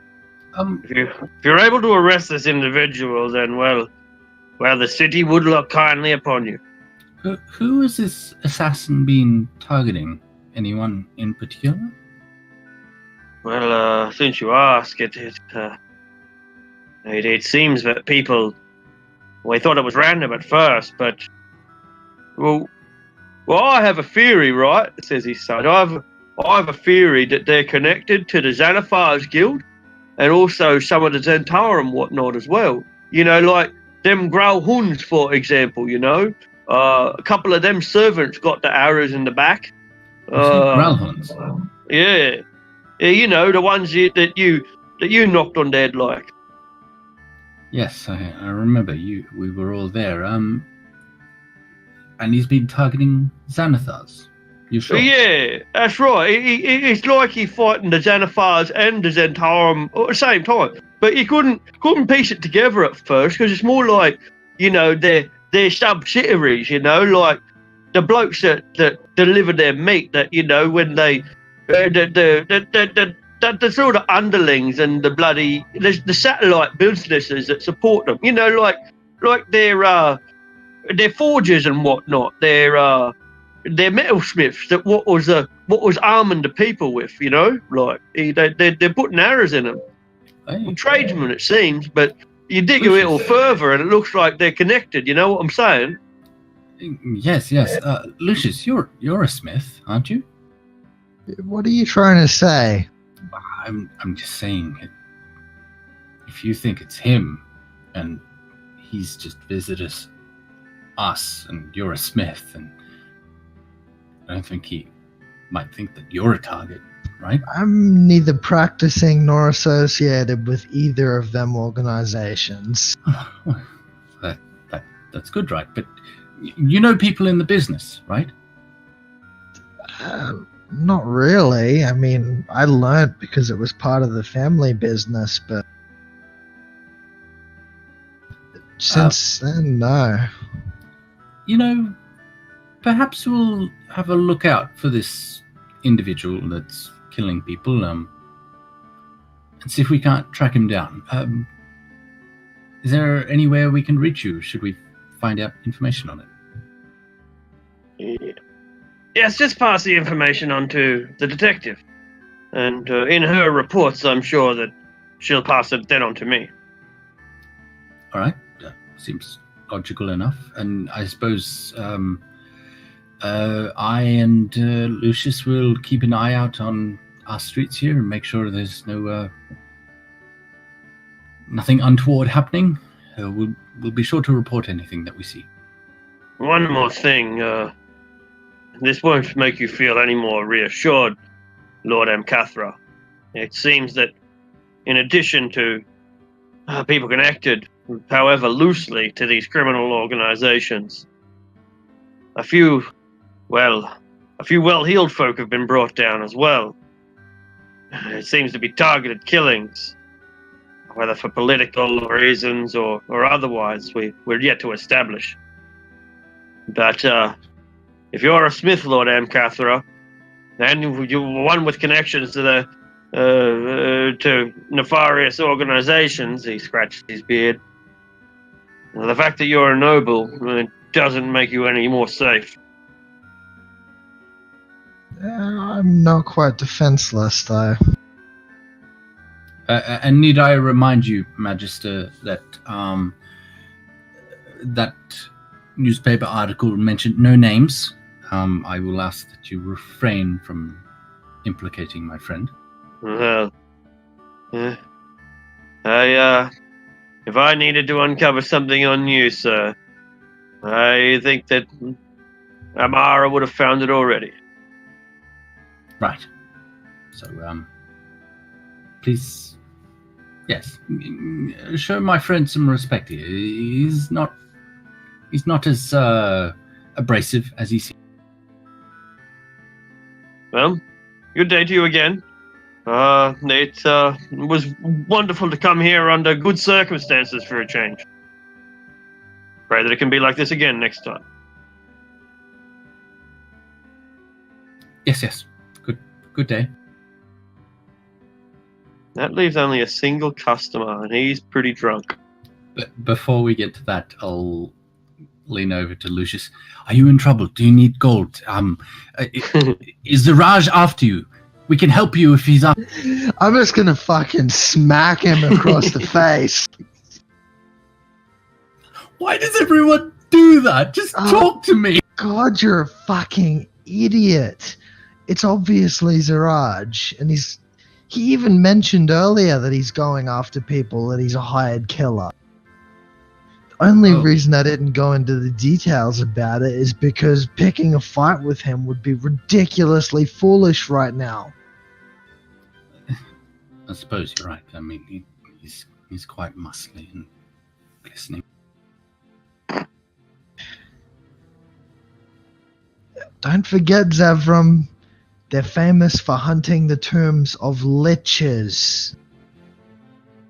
I didn't know that. Oh shit!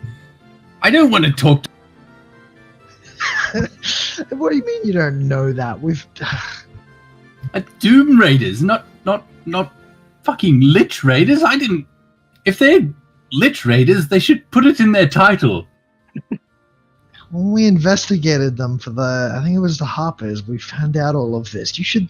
God damn it, Zevram, you need to listen more often when people are talking. I listen quite fine. I will have you know I have like 20 pages here of what I've listened. I'm sure you do. Well, what are we going to do about it? We'll see. Who's left? Malone. He's not... Ah, God. Lucia shivers for a moment. Just kind of... Zevram can take care of this. Sanj, would you care to join me in speaking to our friend Balloon? Sure. Why not? Let's see what your friend has to say. As we walk over, I'm like, this is Maloon. He was taken over by one of those devourers we talked about. Is he okay now? I think so. Laeral and the Black Staff have released him, so I can only assume he's back to his old self. Very well. Hi, Maloon. Enjoying the ale? Hi, I'm having a great time here, Zevram. It's really good to see you again. It's so good to be back to normal. I can't thank you enough for what you did. You put me through hell, but then you dragged me back out of it, and I'll never forget that, hey? The whole time he's talking, I'm like staring into his eyes and shifting my posture as if I'm going to get a better angle at his eyes. Yes, you're enjoying being back in Waterdeep? Things are great. It's great to be back. Like, I've got to say that I think that this is a golden age for Waterdeep. The spell plague's over. Laeral Silverhand's going to be looking after the city. I think things have never looked better for Waterdeep. As he's talking, I'm like flicking a cap at his forehead, like one of those bottle caps. What's that? What do you... Lay off, will you, mate? Sorry, just checking that you're not, angry or anything. No, when he gets you in a big, strong wrap around the neck with his big, burly, hairy arms. Help! Calm down, lad. Now, anyway, who's this fish out of water? Sanj, he's a new recruit. Please, take a seat, Sanj. Yeah, no, I'd love to, eh? So, what's your story then, mate? I've seen a bunch of freaks in this city, but I've rarely seen anyone that looks quite like you.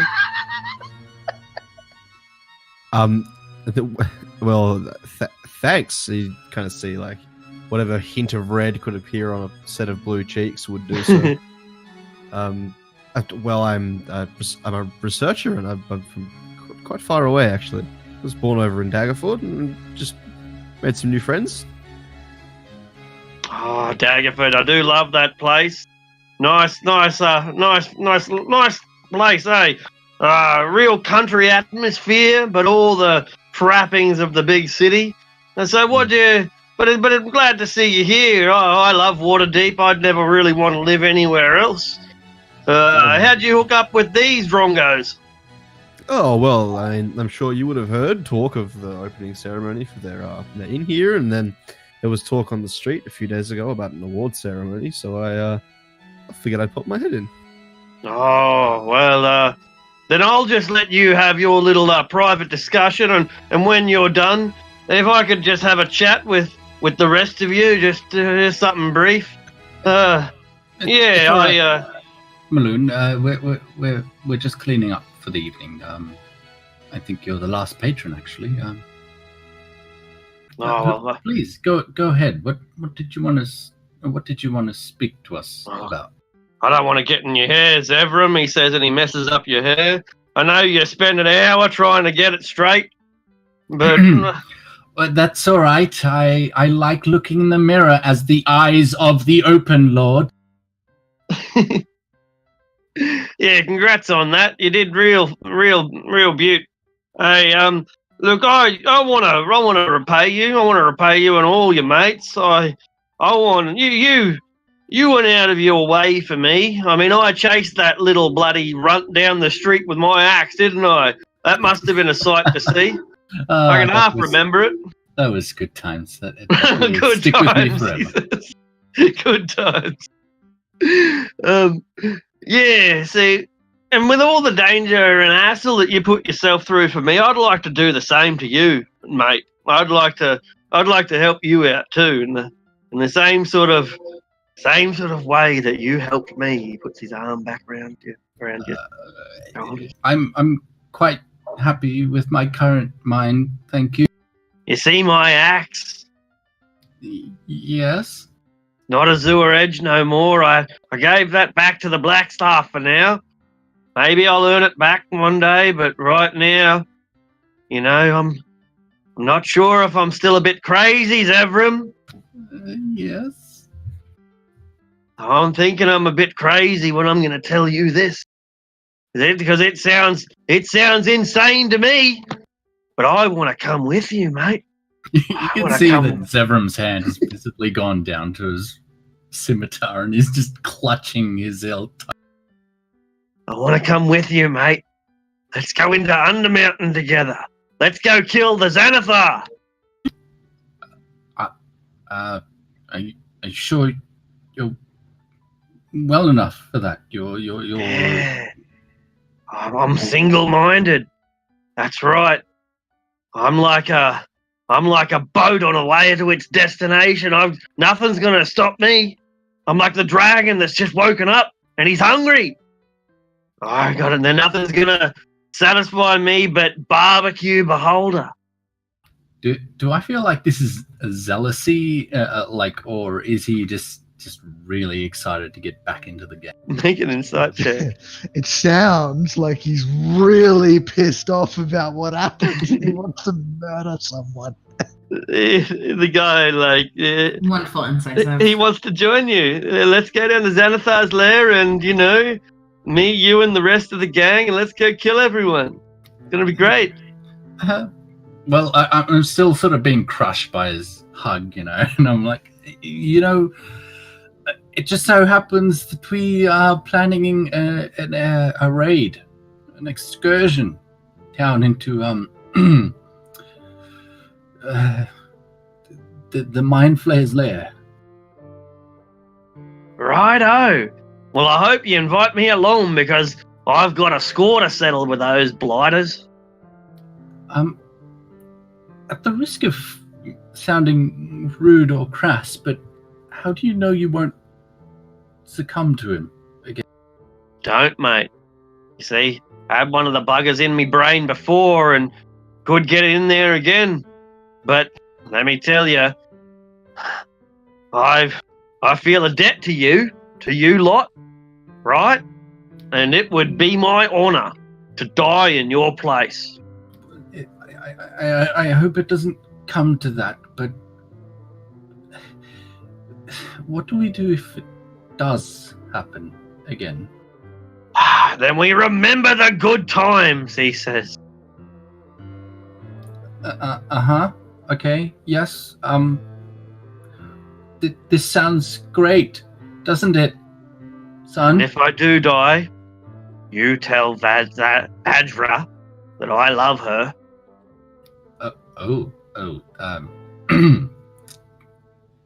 Yes, I will tell Vajra I love her. I mean, you...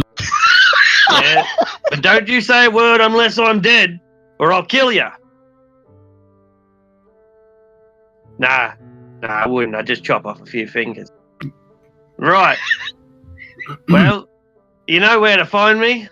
I'm going to be drinking at your place from now on. So I'll just hang around here, eh?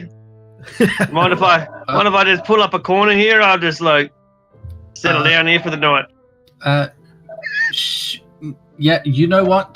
That's completely fine. And as I'm saying this, I'm going over to the trapdoor and I'm going to make sure that it's locked. The trapdoor would be one of the doors that has an arcane lock on it. Oh, okay. Well, look, yes, take a corner. Yell out if you need anything. I'll find you some blankets. Sanj, could you perhaps go upstairs and find us some blankets? Certainly. I'll go have a look. Bear with me. You're a good fish, mate. You know what? On second thoughts, Sanj, I'll come with you. It might be hard to find. I swear to God, if Amara has to come down, have to wake up and kick his ass out, she's gonna be pissed off at everyone. Kick his motherfucking ass. Alright. I don't know, Maloon's pretty famous for being pretty strong. No one's gonna rob the place if he's crashing downstairs. I mean, I'm not gonna tell him to get out. Fuck that. I'll put your hands here, it's fine. No. I say we keep him here for tonight. Why is it so hard to kick him out? He's a patron in your establishment. I think you have every right to ask him to leave. So he might be well known for his weapon, but it still takes a man to carry his weapon, right? Yeah. I guess I'll tell him about Azure Edge. I'll tell Sanj about Azure Edge. Yeah. Not just Azure. Maloon has fought an archmage in the middle of the streets of Waterdeep before. Oh, okay, right. He's not a pushover. Yeah, I'm no archmage, so I will not be asking him to leave. Really?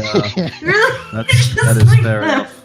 You guys are so useful. Yeah. Whatever. Okay, fine. If we have a squatter that likes to fight mages, archmages, then if it's the price of beer is not anything. Hey, this is not my establishment with which to kick him out of. This is not on me. Look. If you want to let some murder hobo sleep in your front yard, then who am I to judge you? Exactly. Yep. He's a guard murder hobo.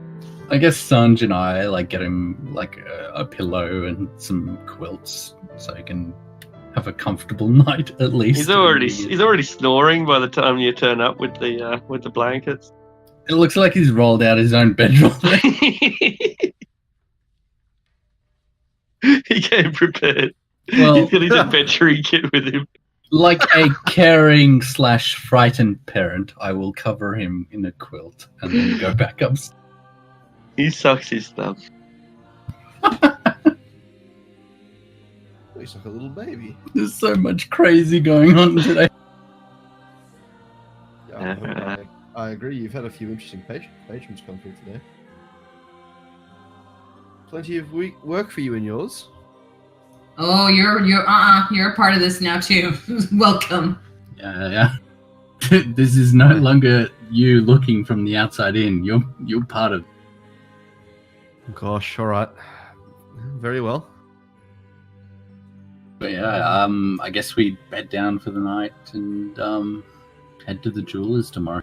And as you Call it bed a down for the night, and as you prepare for calling to head to the jewelers the next morning, and as we prepare to end our own session today, the last patron leaves the establishment. Wait a minute. I thought Maloon was the last page. Only so small they are. An invisible, disembodied eye who has been watching everything. Oh fuck! Oh Tell fuck! us that. Oh my god. Staying out of sight of the Tresseme's invisible own superior vision, slips home to inform Manchun of the progress of his trusted agent. Oh, I totally saw that going a different way. Yeah, I totally thought it was Xanathar, but Sanj. The Xanathar's not subtle enough. He'd just send a gazer in to order drinks. What the fuck are you doing? Are you attacking us? I'll attack you if you attack us. Oh, yeah. So the next morning, jewelry, and then I want to hit up that gnome about the cat panther. The baby Excellent. panther. You're able. You get both of them. So you secure your jewel. It's 50 gold pieces if you want it cut to the right shape, or 25 gold pieces if you just want any old tiger agate. Can it be done in a day or like? Yeah, on the spot? cutting jewels takes about an hour. Yeah. Okay. Can I like confirm the gem's quality and make sure it is the correct type of gem? You absolutely can. The guild gives you certificates as long as you go through a guild operative. That, in fact, if you want to pay 10 gold pieces, they can a non-guild person can give you a non-genuine tiger's agate. Bad idea. Okay, Why is that a market? Because you don't sell them as non-genuine unless you've got like a metallurgist like we have with us.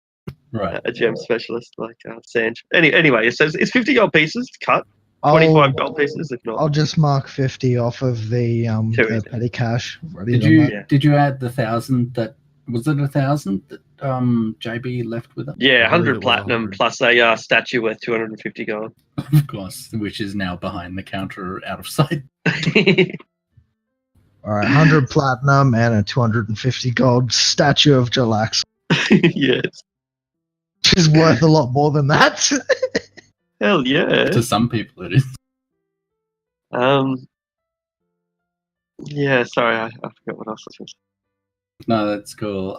Panther, but That we was can really- discuss Oh, the that next. panther. We can Yeah, discuss that next session if you want. No, that's good. It's good. You get they give you the panther. It would be pretty small still at this stage, but able to be Mhm. weaned anyway. Okay, excellent. Because Yeah, again, I guess I'll tell Sanchez, this is going to be my familiar, but like initially I was asking for Arctic for a specific familiar, a cat that can see at that has dark vision, because generally cats don't have that trait. Yeah, sure. And I was like, well, panthers kind of can, so it's going to be like the front. It's going to be like this large, small cat. Cool. And yeah, I was like, I'm taking this opportunity. So you can too. Like Arctic is real cool with that. So like if you think of something, if you find a familiar, ask. And I mean, Sash or Zevram in another campaign we have has a blink spider for a familiar. So it's like, Sweet. there's very much where you can personalize your character and make it different and just unique to you. I think it's quite obvious what his familiar would be if he's a Zent. What a flying serpent. Well, I actually haven't taken that spell with this wizard. So, Oh wow. Okay. Yeah. Yeah, I do not have the conjure or find familiar spell. That's cool. I mean, we have 2 familiars already. Yeah, I But kind of like. I thought that If as you well. decide to take find familiar, Hmm. then you can leave it up to Arctic to choose something for you. Yeah, Or you I can kind of come- Okay. the same line of thinking as like identify. Like I figured someone would have had that already. Yeah, just keep in mind with Find Familiar is that both of us treat it more as having pets than Yeah, then actually like there's two types of people when it comes to find familiar. You've got people that try and abuse the spell for like, oh, my familiar uses the help action. And then Yeah. you've got people that'll bring out the familiar once every 3 sessions just to play with it in character or feed it or Yeah, that's something cool. like that. Like, and I mean, Christina's only just getting her familiar now, but Yeah. At I'm level 5, I'm guessing she- that Amara is going to be somewhat similar to that, treating Yeah. it as a pet, not as a tool. Yeah, that's Mm. cool. If that there's being said, though, it's okay to treat it as a tool. Just I Yeah. feel like there should be consequences with it. yeah, But I mean, that's having just said me all as a that, player. Like, if I were to come across a spell in this campaign, and like I mean, I'd see no reason why I wouldn't copy it and then take it down, and then kind of go with it from there. I'm gonna. There's no spoiler. Not really anyway. I will say that there is an awesome familiar in the Xanathar's lair. So I'll just leave it at that. I mean, I'm just going to guess it's a gazer because I know that gazers have a familiar variant. do they really? Does Yeah, it? in the monster manual, it says the gazers can be a familiar. You know, if that was me, though, I would never trust it. Like, if I knew that it came from the Xanathar's lair, I would never trust it. But to each their own, right? I would totally consider it. I think it would be hilarious. But how do you feel that went, Sanj? Did you like your first session? Very fun. Yeah, it was cool. Very nice. Good to finally meet everyone's characters like in game, and good to kind of lay eyes upon what I assume is kind of like a headquarters or like a big base or like some sort of Exactly. home. Yeah. It's it Like- was a good.